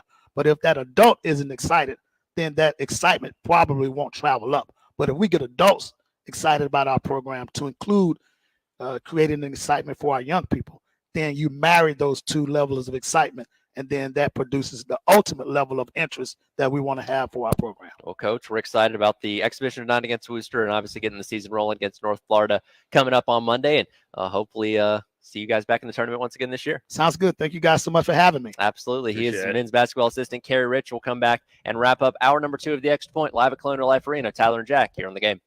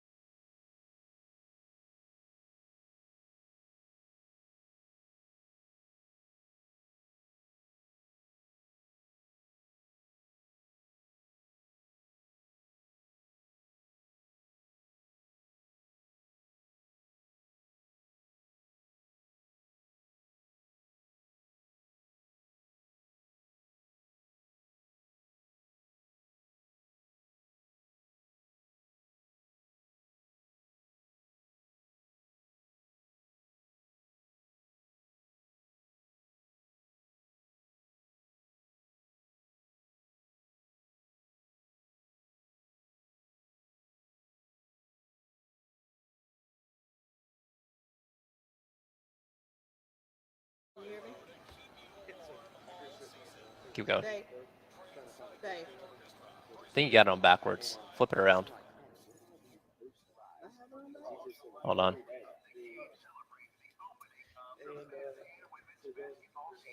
We'll get it in the next break. We're coming back here.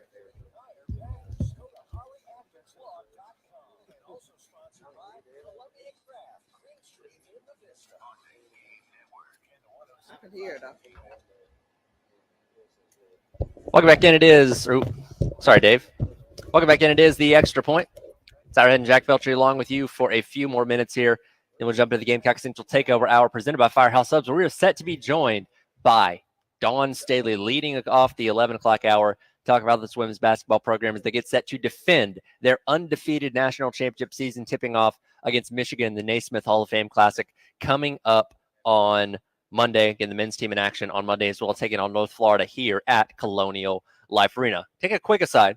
Talk a little bit of baseball real quick. Cut number 28 here, Dave.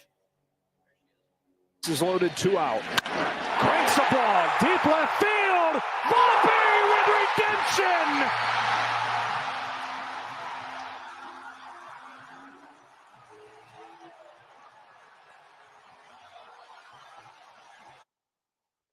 Volpe last night for the Yankees, hitting a grand slam, helping propel them to the victory to keep the series alive, to avoid getting swept by the Los Angeles Dodgers. But first of all, got to be excited about that the series is not over. They're living to fight another day. But the story coming away from this game had nothing to do with what happened in between the white lines, unfortunately. Yeah, so as he's alluding to, there was a fan in, I think it was like the first or second inning. Mookie Betts catches a foul pop-up down the right field line, and he kind of goes into the stands a little bit, and there's a Yankee fan trying to rip off his glove to knock the ball out, and he got called for fan interference or whatever, and the fan was promptly ejected from the game. Right call, makes sense. Sure. But I will say, I don't agree with how the fan went about it. But for whatever reason, that seemed to spark the Yankees to an 11-4 win last night. If the Yankees were to come back and win this series, are they building that guy a statue? Oh, he's getting a plaque in Monument Park without question, and he has to. I mean, that's the stuff of legend right there. It's one thing, like, to lean over the wall and catch either a home run or catch a foul ball. Like, you get caught up in the moment. You're not looking at whoever's running at you. You're just trying to catch a ball, get a memory, whatever. But to just outright try and rip the ball out of Mookie Betts' hands, like, at that point, he knew he was gone. Yeah. So my man was just going for it. He's like, you know what? I'm never seeing the inside of Yankee Stadium again. May as well make this worth it. No, totally. And look, it's a sacrifice that I guess needed to be made. A couple $1,000 worth of a sacrifice. Yeah. But look, it was a great game last night. I am very excited as a Yankee fan. I think they needed to get that kind of spark in the offense last night. 11 runs definitely did that. And yeah, I know people are saying that, oh, the Dodgers threw their worst arms and stuff. But hey, it's baseball. Yep. A win is a win, and now you got Garrett Cole going tonight, so we'll see what happens. How disheartening was it to see Freddie Freeman hit another home run? Because you probably thought, oh, here we go again. He is just unbelievable. And look, he's looking much healthier now. He's running really well down the baselines. He's crushing the ball. I know Braves fans love to see that from Freeman, but he is on another level. It's a weird feeling, right? Like, Freddie's such a good guy. And Freddie did so much for the city of Atlanta when he was here. And you want to see those kind of guys have success, but at the same time, you're like, he's a Dodger now. Like, it's a weird feeling. But he's such a good dude, like you said, and his story is really a remarkable one at that, with everything he's been through and stuff. And look, I will say, if the Dodgers end up winning, he's going to win World Series MVP. Oh, for sure. It couldn't happen to a better guy if that's the case, and he really is such a great player to watch. 6 straight World Series games, going back to the last 2 that he played with the Braves a couple years ago, with a home run. That is unreal. My strategy, look, you have to pitch to him in the first inning, but after that, look, if it's like just give him a chance. If you have an empty base, put him on. Just do it. It's like Barry Bonds right now. You're not stopping him. Yeah. No, you got to take your losses at some point there, and obviously playing on absolute fire. But the Yankees were able to get things sparked in the right direction. Look, sweeping a series is so hard. Yes. You have to know at some point the other team is going to get one game. Can they take advantage tonight and roll that into 2 games, or are we all said and done tonight? It's going to be the big question. I think they roll into 2 wins. I will say you have your best chance to do so tonight with Garrett Cole on the mound. Look, he has been phenomenal for the Yankees ever since he signed that contract back in 2020. This is what you signed him for, to have these moments where the season's on the line. And look, you just have to take it one game at a time. They did the job last night. Now it's about, okay, don't let the Dodgers celebrate on your home field. And if you get a good start from Cole tonight, I think the offense will probably pick it up like they did last night. And we'll see what happens. It's baseball. Anything can happen. Yeah, absolutely. And again, game number 5 coming up tonight between the Yankees and the Dodgers. And again, the Dodgers have the 3-1 series lead as of right now. We'll get back into plenty more of the basketball conversation as the morning rolls along. Getting set to be joined by Don Staley coming up here in just a few minutes as well. And obviously, coming up tomorrow, we'll dive really back into this game against Texas A&M coming up on Saturday and how important it's going to be for, like we said a little bit earlier, Carolina to finally get back over that hump of beating ranked teams. Yep, definitely going to be a huge week here with basketball, football, and looking forward to it, man. Let's have a great week here. Oh yeah, no, the energy level already is high for basketball, but you couple that with a win against a top 10 team on Saturday night, this place is going to be electric this time next week. No, 5 points might explode after this weekend. Yeah, hey, I mean that's what you want, right? That's what you want. And yeah. again, hey, you got an extra hour on Saturday night, by the way, too, because of the time change. Oh, that's so right. You That's can go even further into the night with your celebrations if South Carolina can pull off this win. Oh, most definitely. Most definitely. It's going to be really exciting, though. So definitely looking forward to that. And again, we'll get back into more of the football conversation coming up tomorrow. Coordinator speaking today, you're actually going to be heading over there in a little bit as, I don't know, we'll see if anything's changed in the bye week, especially when it comes to offense and what thoughts Dow Loggins has today, I guess. No, definitely. And it'll be interesting to hear from those guys. But yeah, it is weird coming off the bye week because you can't ask about Oklahoma too much. But we'll see. Hopefully the team is ready to go for Saturday. 2 hours in the books. Gamecock Central Takeover Hour presented by Firehouse Subs coming up next. And again, set to be joined by Don Staley here coming up in a couple minutes as well as we get you set for men's and women's basketball for South Carolina, both tipping off coming up on Monday, live from Colonial Life Arena here on The Game.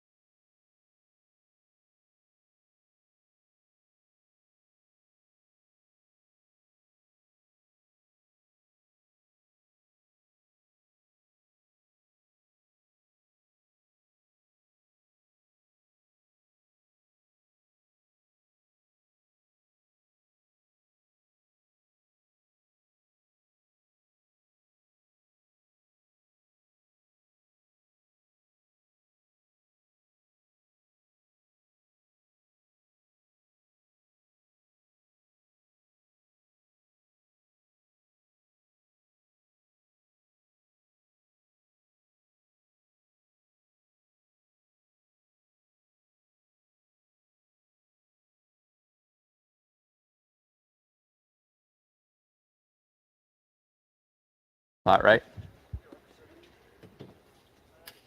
This one, I'm talking to a different mic now. But this one's not. That's weird. I can hear myself. Okay. Okay, we'll have to figure this out. I don't think it's the headset because I can hear myself and he can hear me, but I don't know why it's not. So you're telling me if when we go live, you're not gonna be able to hear this one because it's not showing up in the pot?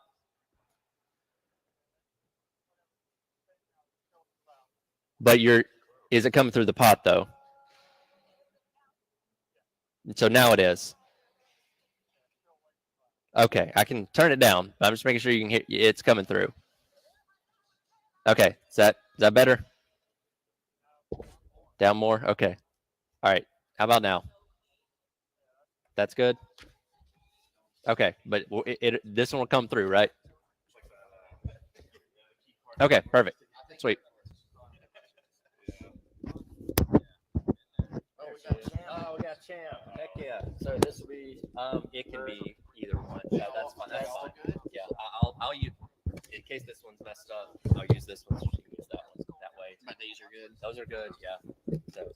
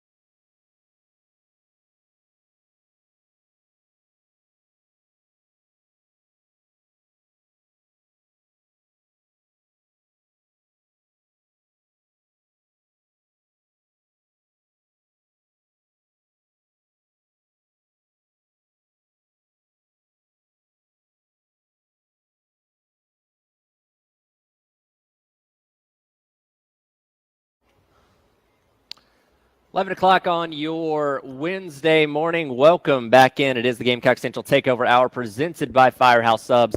Tyler Head, Wes Mitchell, Chris Clark, live at Colonial Life Arena. Been talking all things basketball all morning long. So excited, so honored to be now joined by head coach of Gamecock Women's Basketball, Dawn Staley. Coach Staley, thank you so much for joining us today. How are we doing this morning? What's going on, fellas? We're doing great. We're doing great. Nice day outside. Got practice shortly. Things get rolling. Taking off to Vegas Saturday. Is that correct? Saturday. So I think we're ramping up. We're a little bit tired of playing against our highlighters. So I think Michigan will be a challenge for us. But I mean, I think the challenge is really us, what we present. So I think it's a good team. Like I can't. They're rarely unselfish. Like that is probably what has been the most gratifying thing, and the thing that you question coming back from a national championship is how will the players respond? Will they respond to playing unselfishly in that way, or I got to get mine since we got a national championship. I got to get mine, but it hasn't felt like that at all. So it's been pretty cool. Along those same lines, Coach. Obviously, a championship is like what you work for. So how do you kind of maybe draw the line between letting them just, hey, we're going to enjoy this for a moment, but then at some point, it's so hard across sports to do it back to back. You see, how do you still find like that chip on their shoulder? And when did you sort of say, all right? Did you have to say, all right, girls, it's time to buckle down. We got to do this again. I mean, I think this team is a lot looser than they were last year, which is scary. Meaning, it's scary for me, like because they were really loose last year. So I find myself having to say it probably not once or twice that we have to tighten up. But it is game preparation. Like it is 2 days before a game. It's 1 day before a game. They're working hard. Like they really are getting like the prep is good. It's just how it's being done. Meaning they talk a lot, they laugh a lot.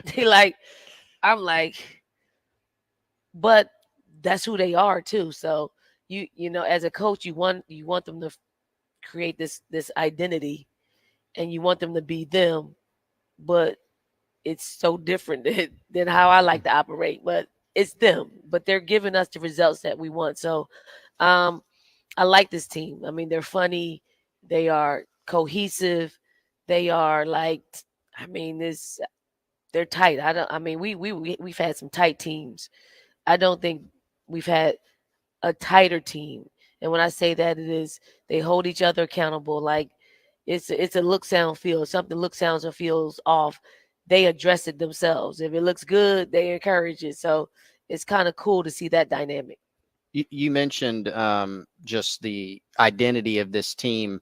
What does that look like maybe this year on court as opposed to last season? You obviously have a lot of your team back, but you got some new faces. Camilla's playing in the WNBA. Yeah. So, like, stylistically, what's different? I mean, it's hard to operate from a place where we don't have a dominant big. Like, we've had a dominant big for the last 10 years, and now we don't. But we do have a collection of bigs that do things a lot different than each other. So, I mean, we have some that have the characteristics of a Camilla in that I think Joyce can rebound. Like she actually is an aggressive rebounder. I do think she has a little bit of go get you a bucket. Like I think Fagan has the experience. I think Chloe has gotten better. Like Chloe can really go get you a bucket in any kind of way. Like she has improved her range. She's pretty good, efficient at the mid range, and then you put on the block. I mean, she's pretty savvy with her footwork. So you got a little bit of Camilla in everybody except the height stature, and we have Adele who is young. She's got a little starter kit of Camilla, like of a dominant big. She's just the rust is built up, and she hasn't played in like a year and a half, and now she's just kind of finding her way. But you see glimpses of dominant big in her. Going back to Joyce Edwards, who you mentioned a moment ago, so much excited about what she's going to bring to the team this year. Scored double-doubles in both y'all's exhibitions so far. Is she where you thought she was going to be ahead, or is there still even more room for improvement, which is weird to say given how well she's played so far? I mean, she is probably well ahead of where I thought she could be. Like there seems to be a seamless transition. And she's very comfortable in her skin. Like she's not brash with it, but she knows. Like she's intelligent people know what they're good at. And they don't have to shove it down your face. They do it with like she's a stat stuffer. Room to grow, and probably just more game experience, and seeing where she can dominate. Like she dominates with all the little things. Like we probably gonna have to move her in the role of being that dominant big, because she doesn't make very many mistakes. She plays the right way. She's probably too good in playing the right way, in that it's very unselfish, when sometimes she's got to be a little more selfish. So she's got to learn that part of it. Coach, last time you were on the show, we were talking about, this was in the offseason, talking about Malaysia Fulwiley and the next steps for her. How have you seen her maybe in the months since then start to take those steps? And how do you envision, just maybe her game changing or developing a little bit going into this season? I mean, I think she's probably a little inconsistent, and that's fine, because change, you're going to be inconsistent. I try to tell her all the time, we're not trying to take anything away from your game. Be who you are. Be the generational talent. You're gonna have to add though, playing in between these moments that you're trying to create. Every time that you have the ball, every moment isn't a big moment. You know, sometimes playing under the radar is a great thing. Like right now she's attacking the basket, but she's trying to dump it off to our bigs. I'm like, go to score. If you miss, they're going to get the rebound. But so she's so unselfish. She wants to wild the crowd. That's her makeup. That's what she normally. That's what she does. That's what she did in high school. But in college, you have to be a little bit more savvy because there's a thing called a scouting report, and they will pigeonhole you into what you do best, take that away, and she's got to have counters to that. I mentioned earlier the WNBA. I know you kept up with it this season. Have a lot of former players that are excelling there. What did you think just in general now that the season's over and you can reflect on it about how those girls did and then just how watched it was and how that was a heck of a playoff as well. I'm full. I'm full from our season, like just not our season, but just women's basketball collegiate season. And then you have the type of pro season that we had. Like if you're a basketball enthusiast, like you can't wait until this college season comes up with. I mean, the season was great players, great teams, great coaching, great. I mean, it was really like. I thought Minnesota was going to win. If they were going to officiate the game the way they very allowed physicality and all of that, I thought it favored Minnesota. But I mean, the series two overtimes, fifth game overtime. You can't beat that. Like I didn't really care who won because we didn't have a Gamecock in the game, but I really enjoyed it. Speaking of the WNBA, you guys are going to get to honor Asia Wilson coming up on February 2nd. 2-2. Funny how that ended up working out there. And a retiring jersey. First of all, I saw the video of you calling her so neat that y'all posted the other week.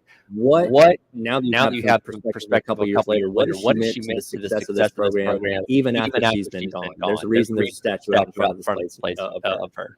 I mean, her legacy continues to grow. Obviously, she got her start here at South Carolina, but the fact that every time she wins an MVP, you got to mention South Carolina somewhere down the line, and it's just that, like, did I think she would be was she three time MVP? Yeah, I believe so. It's easy to lose track. She's that good. So did I think that? I thought she potentially, like talent-wise, yes. But sometimes that's not always up to her, and her skill set is to the voters, But I think she should be 4-time MVP as we said.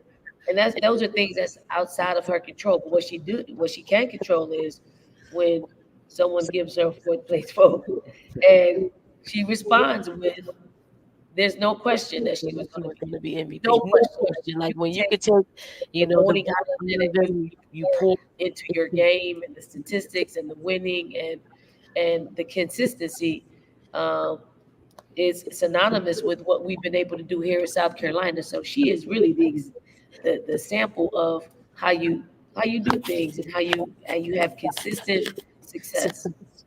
You talked earlier about the selflessness of this team, even after the championship.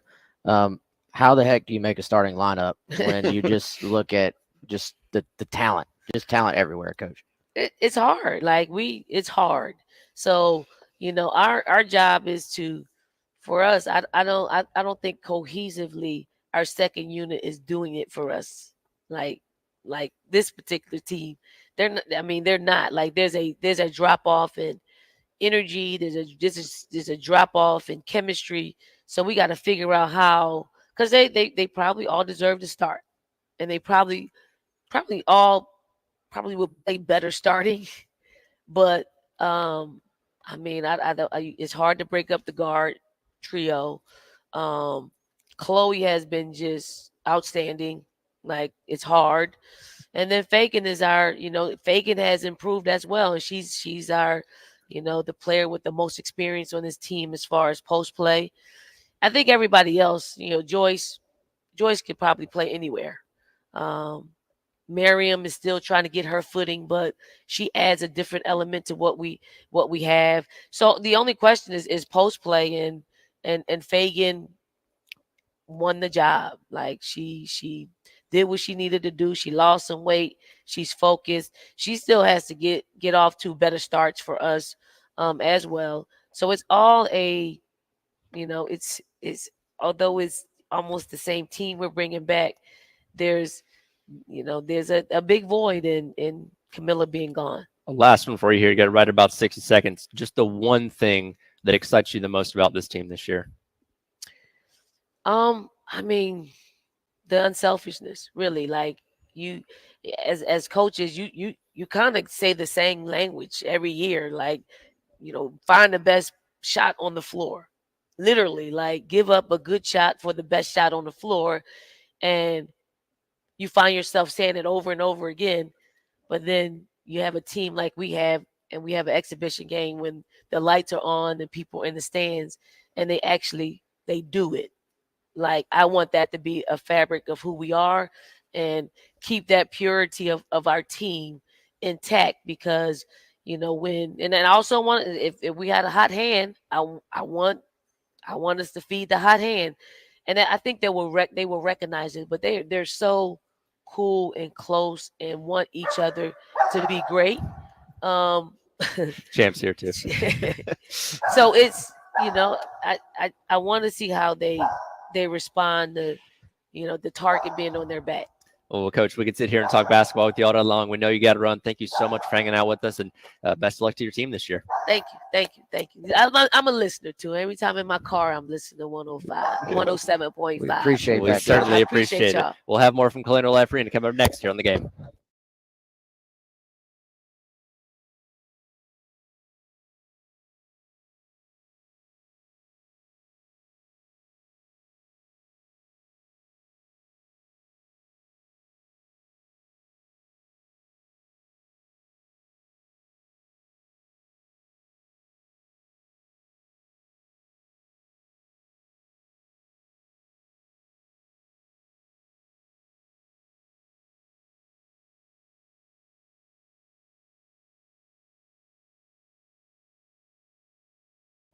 All right, I'll tell you about our friends over at Firehouse Subs. We were just out at the Sparkleberry location, brand new location. It's number 15 in the Midlands, now 15 convenient locations. So no matter where you are, there is a Firehouse Subs closest to you.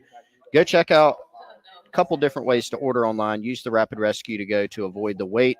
FirehouseSubs.com, or my favorite method, download the Firehouse Subs app. It is free. It is free to register for an account, and you can earn yourself some rewards toward future purchases of Firehouse Subs. All your Firehouse Subs favorites are available.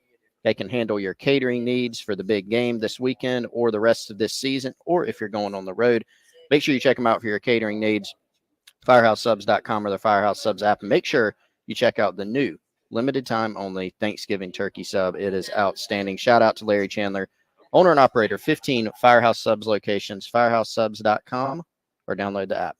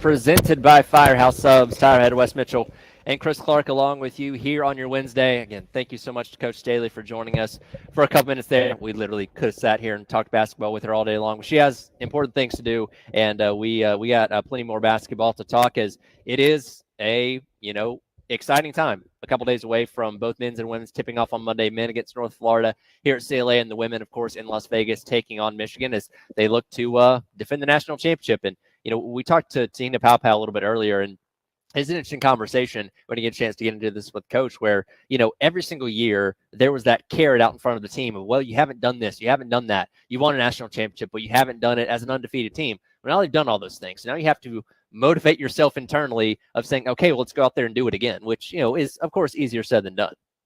Yeah, I think across sports to just find, you're still motivated, I'm sure. Like, these are self-starters a lot of times, or obviously Coach has been able to motivate them to get to where they are. But I got to imagine that little just extra grit in the offseason, that extra workout that kind of adds up over time.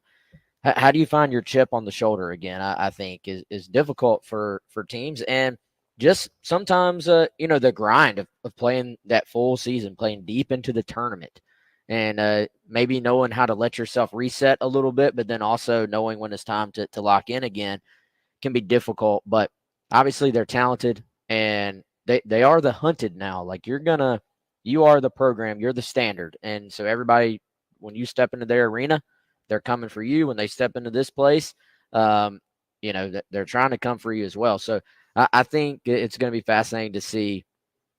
Just they bring back so many people, but you can tell Coach mentioned several times Camilla, and just the pure height that she brought as well. A dominant big. I think it's going to be interesting to see how Coach kind of navigates some of those things, but obviously this team has a chance to be special once again. Yeah, it's easy to kind of fall into the trap of, okay, I know Camilla's gone, but everybody else is back. And you can almost, to steal a Moneyball term, recreate her in the aggregate, because you've got, all the girls she mentioned, right? Sure. Fagan, Adele Tack, Chloe Kitts, Joyce, et cetera, et cetera. I'm leaving some out, of course. And just say, hey, no problem. You're so good that you won't even really miss her. You shouldn't skip a beat. But that's just not the case, because even as talented as this team is, Camilla was, she's just different, right? With the height, the ability to offensive rebound. My wife, who I'll bring in as a guest analyst here Sure. with this thought, also brought up a good point yesterday. We were talking about missing Camilla for this team and how it was going to be different.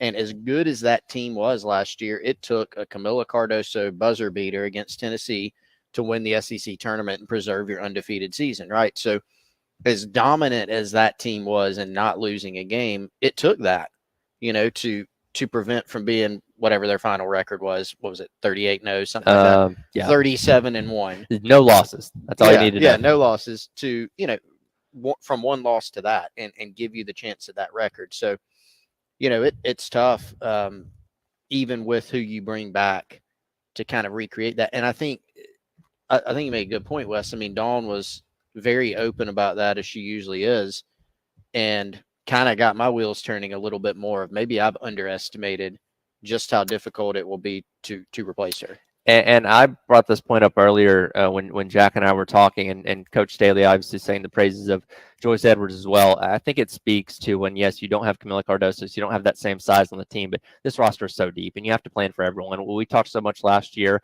about the bench outscoring entire other teams in some of the games they played a year ago. So for someone like Joyce Edwards to come in here, at so many other programs around the country, she'd come in and she would be the focal point of that team. Well, she's coming in and coming off the bench, and she's going to play a big role in this team, but she's just another on a long list of names of great players that everybody's going to have to account for when you're playing for South Carolina. Yeah, I was going to say, guys, Joyce Edwards may not be 6'7", but she got a chance to be special from everything you see so far. And you knew in high school, obviously it was all there for her. Sky's the limit, all the cliches. But Coach even sat right there and said, hey, she's farther along than maybe I anticipated. And so I think that's a great sign for her to continue to push and get playing time as this year goes on. Doesn't sound like she's a starter right now from what coach told us, but I think as the year goes on, obviously she's going to play a major role in this team. I did think it was a little fascinating, maybe a little motivation in there. The comment about, and this wasn't about Joyce, obviously, this is just in general, comment about, hey, our second team, not quite the, what did she say, energy? Cohesive?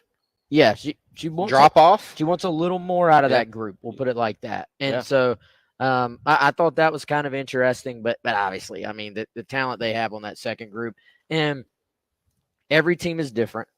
This is a truth through every sport. Every team is a little bit different. So as the year goes on, there will maybe be some things that even coach sits there and goes, I didn't expect it to play out like that. But you adjust as you go.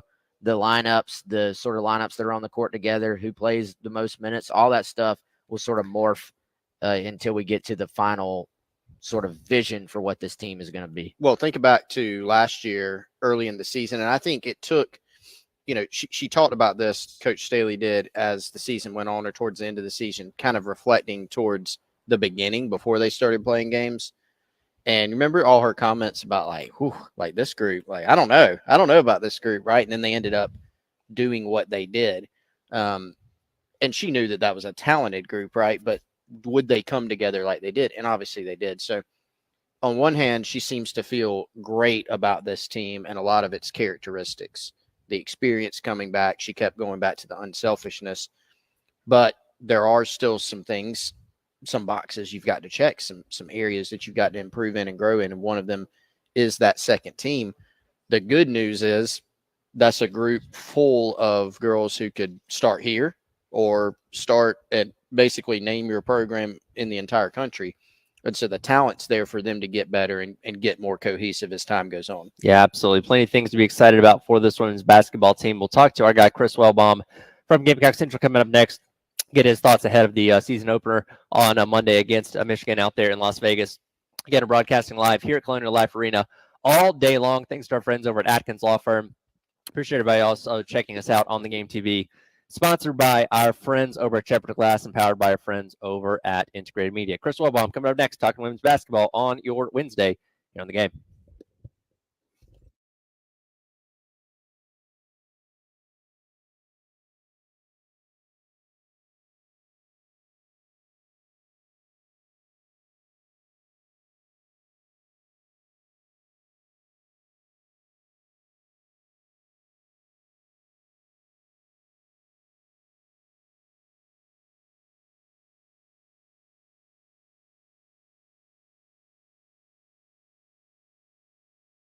All right, everybody. Chris Clark here. I want to tell you about Integrated Media. Our friends Michael and Nathan, they've been out to my home and they've been to Wes's home. They can come out to your home or business as well and help you with any of your audio visual needs. It can be something as simple as mounting a TV. If you're in your living room, your bedroom, your man cave, your family room, and you're looking around going, man, we have wires everywhere. This looks awful. They're all dusty. I'm tripping over them. They're not working. I don't know what goes to what. They can come organize that for you, give you a great seamless setup, put everything on a switcher. They can just make it make sense for you. They can do everything from TV installations and mounts, Sonos wireless speakers, upgrade your internet at your home so you don't have any dead spots, give you that outdoor setup or man cave that you've always been dreaming of, and complete smart home solutions where you can control everything from the touch of a button. IntegratedMediaInc.com or 803-948-8327.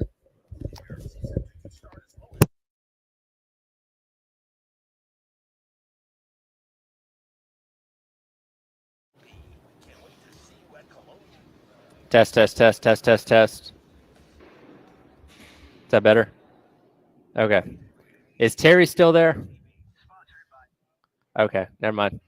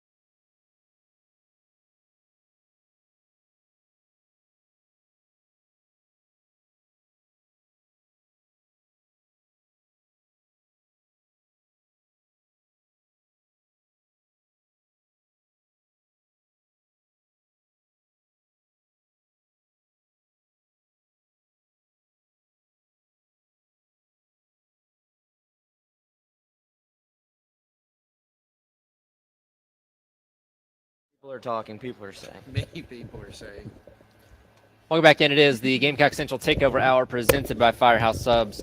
It's our Ed West Mitchell, Chris Clark broadcasting live at Colonial Life Arena, sponsored by our friends over at Atkins Law Firm, getting you set for men's and women's basketball action getting started next week. As we've been talking women's basketball all morning long, we'll continue that conversation with our guy, Chris Wellbaum from Gamecock Central. Chris, what's your excitement level for heading out to Vegas here in a couple of days? Very high. Just leave it at that. Just short, sweet, to the point, I guess. That's it. Well, Mom, what's the you're gonna watch some basketball. I hesitate to ask this because of the Vegas rules, but you're gonna be what activities you got going on out there that you can say on air? Watching basketball, eating at some fancy restaurants, and hopefully coming home with my wallet intact. And in one piece. Okay. Well, if you wake up in a strange place, check your pockets for Bellagio chips. Learn that from The Hangover. Yeah. And your mattress may be on the roof, possibly. Hopefully not there. All right. So, well, Mom, in seriousness, we just talked to Dawn Staley, and I want to get your take on something she said. She seems happy with this group. She seems excited about this group. She kept bringing up the unselfishness. Obviously, this is a talented group. One of the things that she mentioned was her second team, although they are worthy to be starters, there's been some drop-off, is what she said. It's not quite as cohesive as that first group. What do you make of that, and what have you seen that may lead her to that conclusion? Well, there's a few different things. As always, it's more than just one thing. I think a little bit of it's just the motivation's not quite there when you're playing exhibition games, and you're not quite giving it your all. I thought Malaysia looked a little casual a few times in both games, and then obviously she turned it on in the fourth quarter against Clayton State. We know what she can do. Tessa had one sort of quiet game against Memphis, and it's just with the small sample size, sort of not bright lights. It did look a little casual just all around. I think also the coaches are experimenting with some different lineups, so sometimes players are doing things they might not be asked to do when the season starts, and just the rotations are not set yet. So there's like I said, there's a few different small things I think have contributed to that feeling that maybe the second unit isn't coming in and just dominating the way it did in previous years. Talking to Chris Wellbaum of Gamecock Central ahead of women's basketball getting season tipped off against Michigan in Las Vegas in the Naismith Hall of Fame Classic coming up on Monday. When we talked to Coach a little bit earlier, she had high praise for Joyce Edwards, who she even said is farther ahead than where she thought she was going to be. From what you've been able to see through these first couple of exhibition games, what really stands out to you about her play, and what, in your opinion, is her ceiling for this year as a freshman? What stands out about her play is absolutely everything. She has been everything she was advertised to be and more. I think the most impressive thing to me was that she looked noticeably better against Clayton. Now, obviously, the competition wasn't the same, but she looked better against Clayton State than she did against Memphis. Just more comfortable, able to do more things, moving without the ball, distributing, just everything that she brings to the floor was on display. The ceiling for her is, I don't think there is one. I've compared her to Asia Wilson. They're not the same type of player, but they have similar circumstances, and I think that's what you have to look at. Freshman of the year, national player of the year in another year or two. She's that kind of talent. I think because she's a local, we we slept on her a little bit because we've seen her play for 6 years. And the same thing happened with Full Wiley, where we've seen her do these spectacular things in high school for so long, we started to take it for granted, sort of underestimated just how good they really are. Well, yeah, let's keep it right there with Full Wiley. Coach was talking about her and just maybe kind of trying to find that consistency. Like, obviously the wow plays are all there and they're special, and what she can do is just special. But what do you think from watching pretty much every game? What's her maybe next step? What do we expect from Full Wiley this year, maybe compared to what we saw last year? Well, for Full Wiley, it's simple, but it's a challenge. It's just making all the little plays consistently. That she was just significantly better at the end of last season compared to the beginning. You don't normally see a freshman start out at a high level and still improve that much. But she was learning to do the little things. She was learning to play defense. She has all the physical tools to be an elite defender. But she has these moments where she plays the crowd a little too much, or she can make these amazing plays with the ball in her hands. Sometimes you just need to do a simple crossover instead of a behind the back. And those get her into trouble when she starts turning the ball over or costing easy layups with a bad pass. And that's just what she's got to trim out. She's got to do a little better job of picking her spots as far as what kind of plays to make. And then I think if she can get a little more consistent from 3-point territory, it will open up her whole game. Because right now you can sort of sag off of her a little bit and dare her to shoot and hope she'll miss it. Now she's going to make 30% of those, but you're still better off taking that chance versus letting her drive.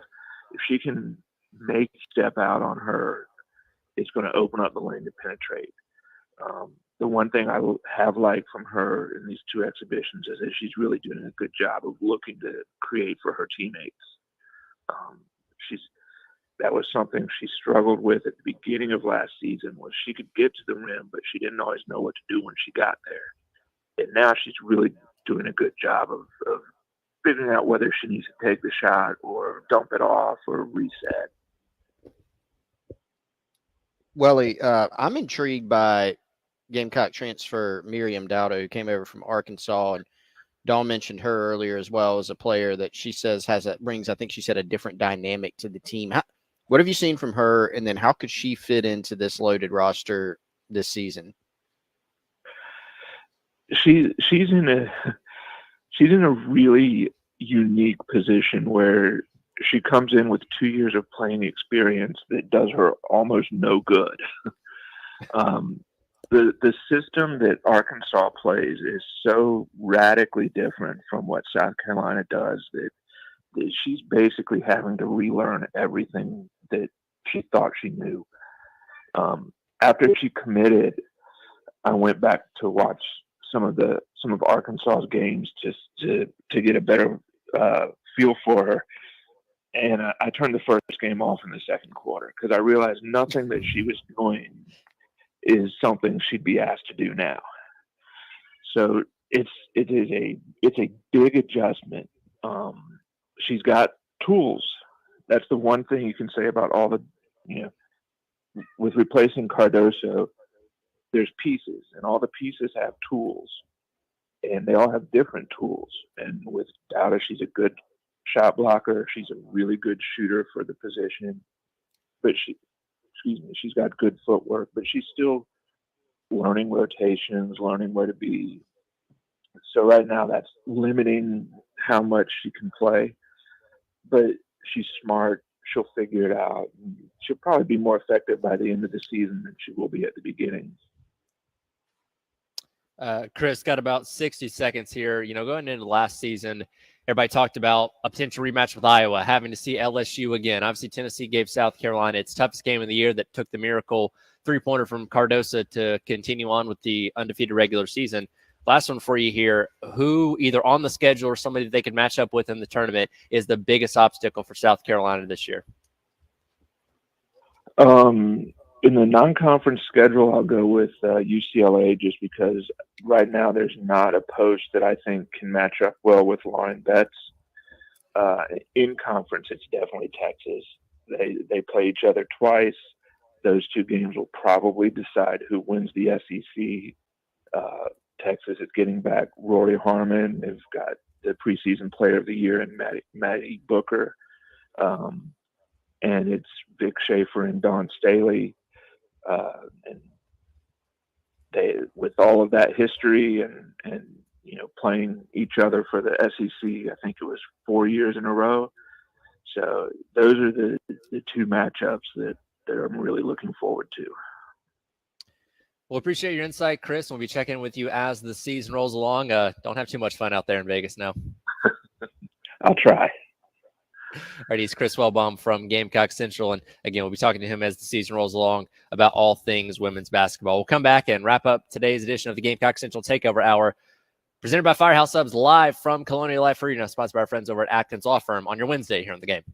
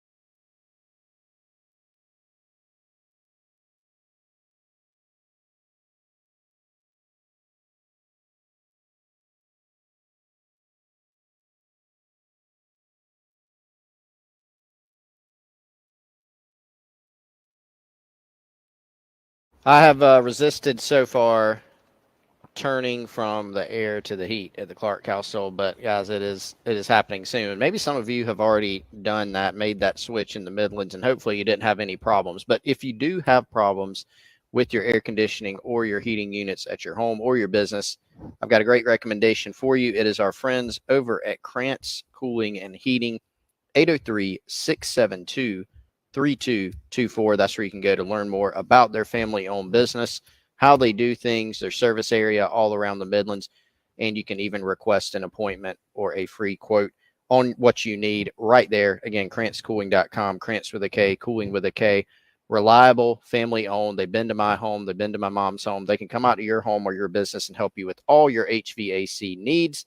That's KrantzCooling.com since 1983, serving the Midlands HVAC needs.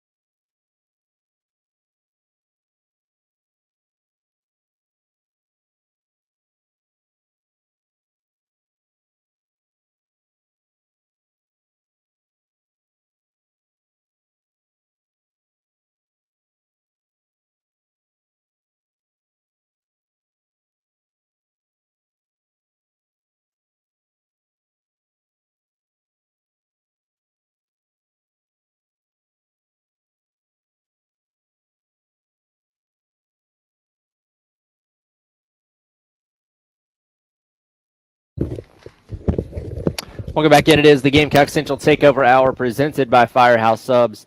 Tyler West and Chris along with you here at Colonial Life Arena. Appreciate everyone checking us out on the Game TV, sponsored by Shepherd's Glass and powered by our friends over at Integrated Media.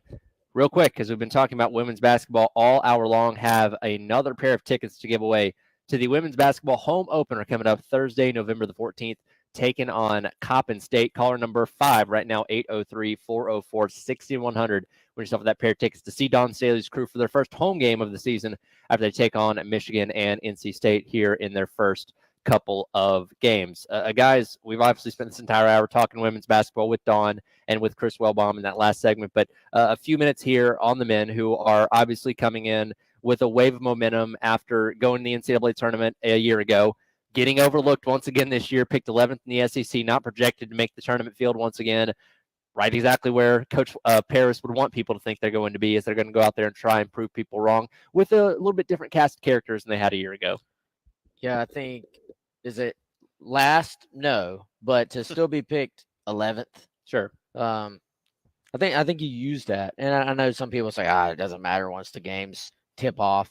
But you look to find motivation anywhere you can. That's why Michael Jordan would literally create reasons to be offended just to. And I took that personally. Exactly. So, I think that stuff does have a place. They obviously used it as a chip on their shoulder last year to try to drive themselves to greater heights. We saw that.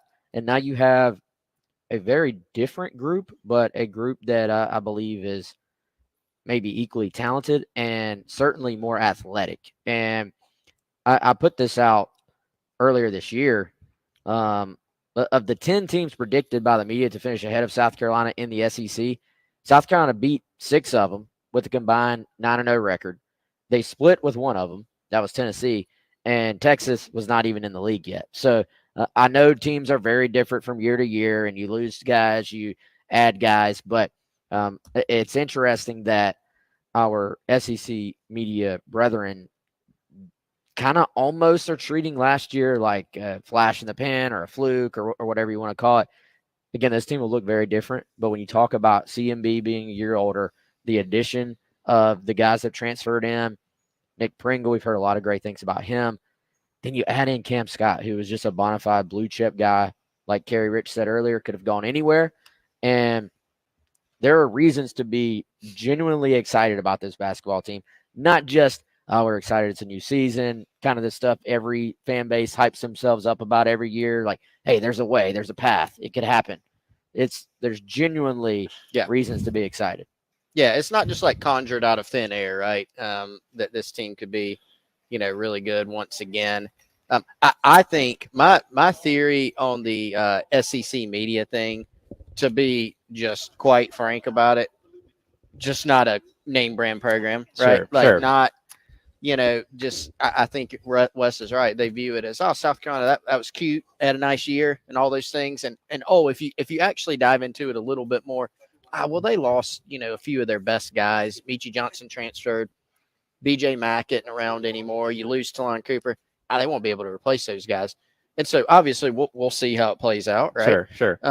But I think that's kind of that's the reason, as opposed to, an actual analysis of it. I was listening last night to guys. Let's give Sam a yes, shout out. Our guy Sam, man, TKO what Sam a legend, has dropped us off some chicken. Thank you, Sam. Thanks, Sam. And Appreciate not it. just some. It that smells, looks like it that smells is incredible. a lot. That is literally everything. Sweet and sour chicken. I'm seeing picking man. out. So that I'm excited.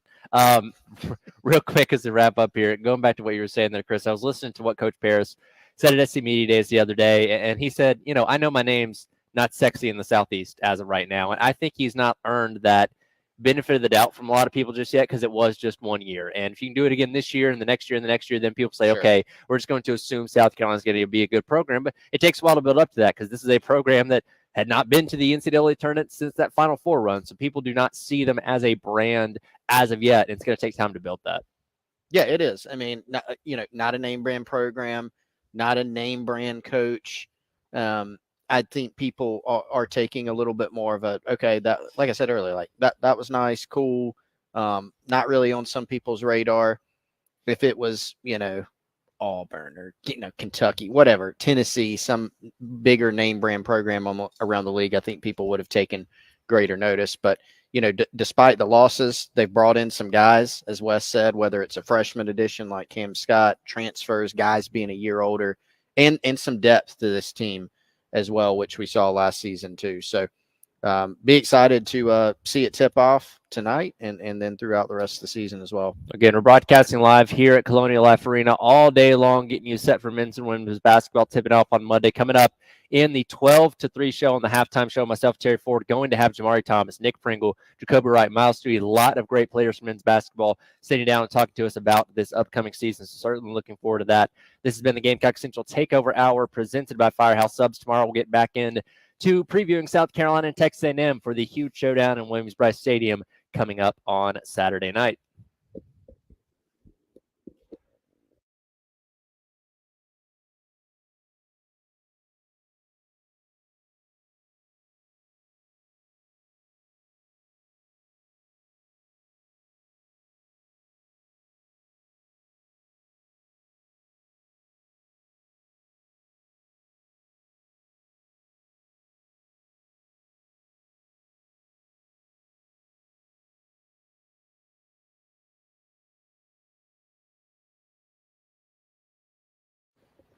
All right, guys, before I turn the headset over, let me tell you about our friends over at Classic Roofing.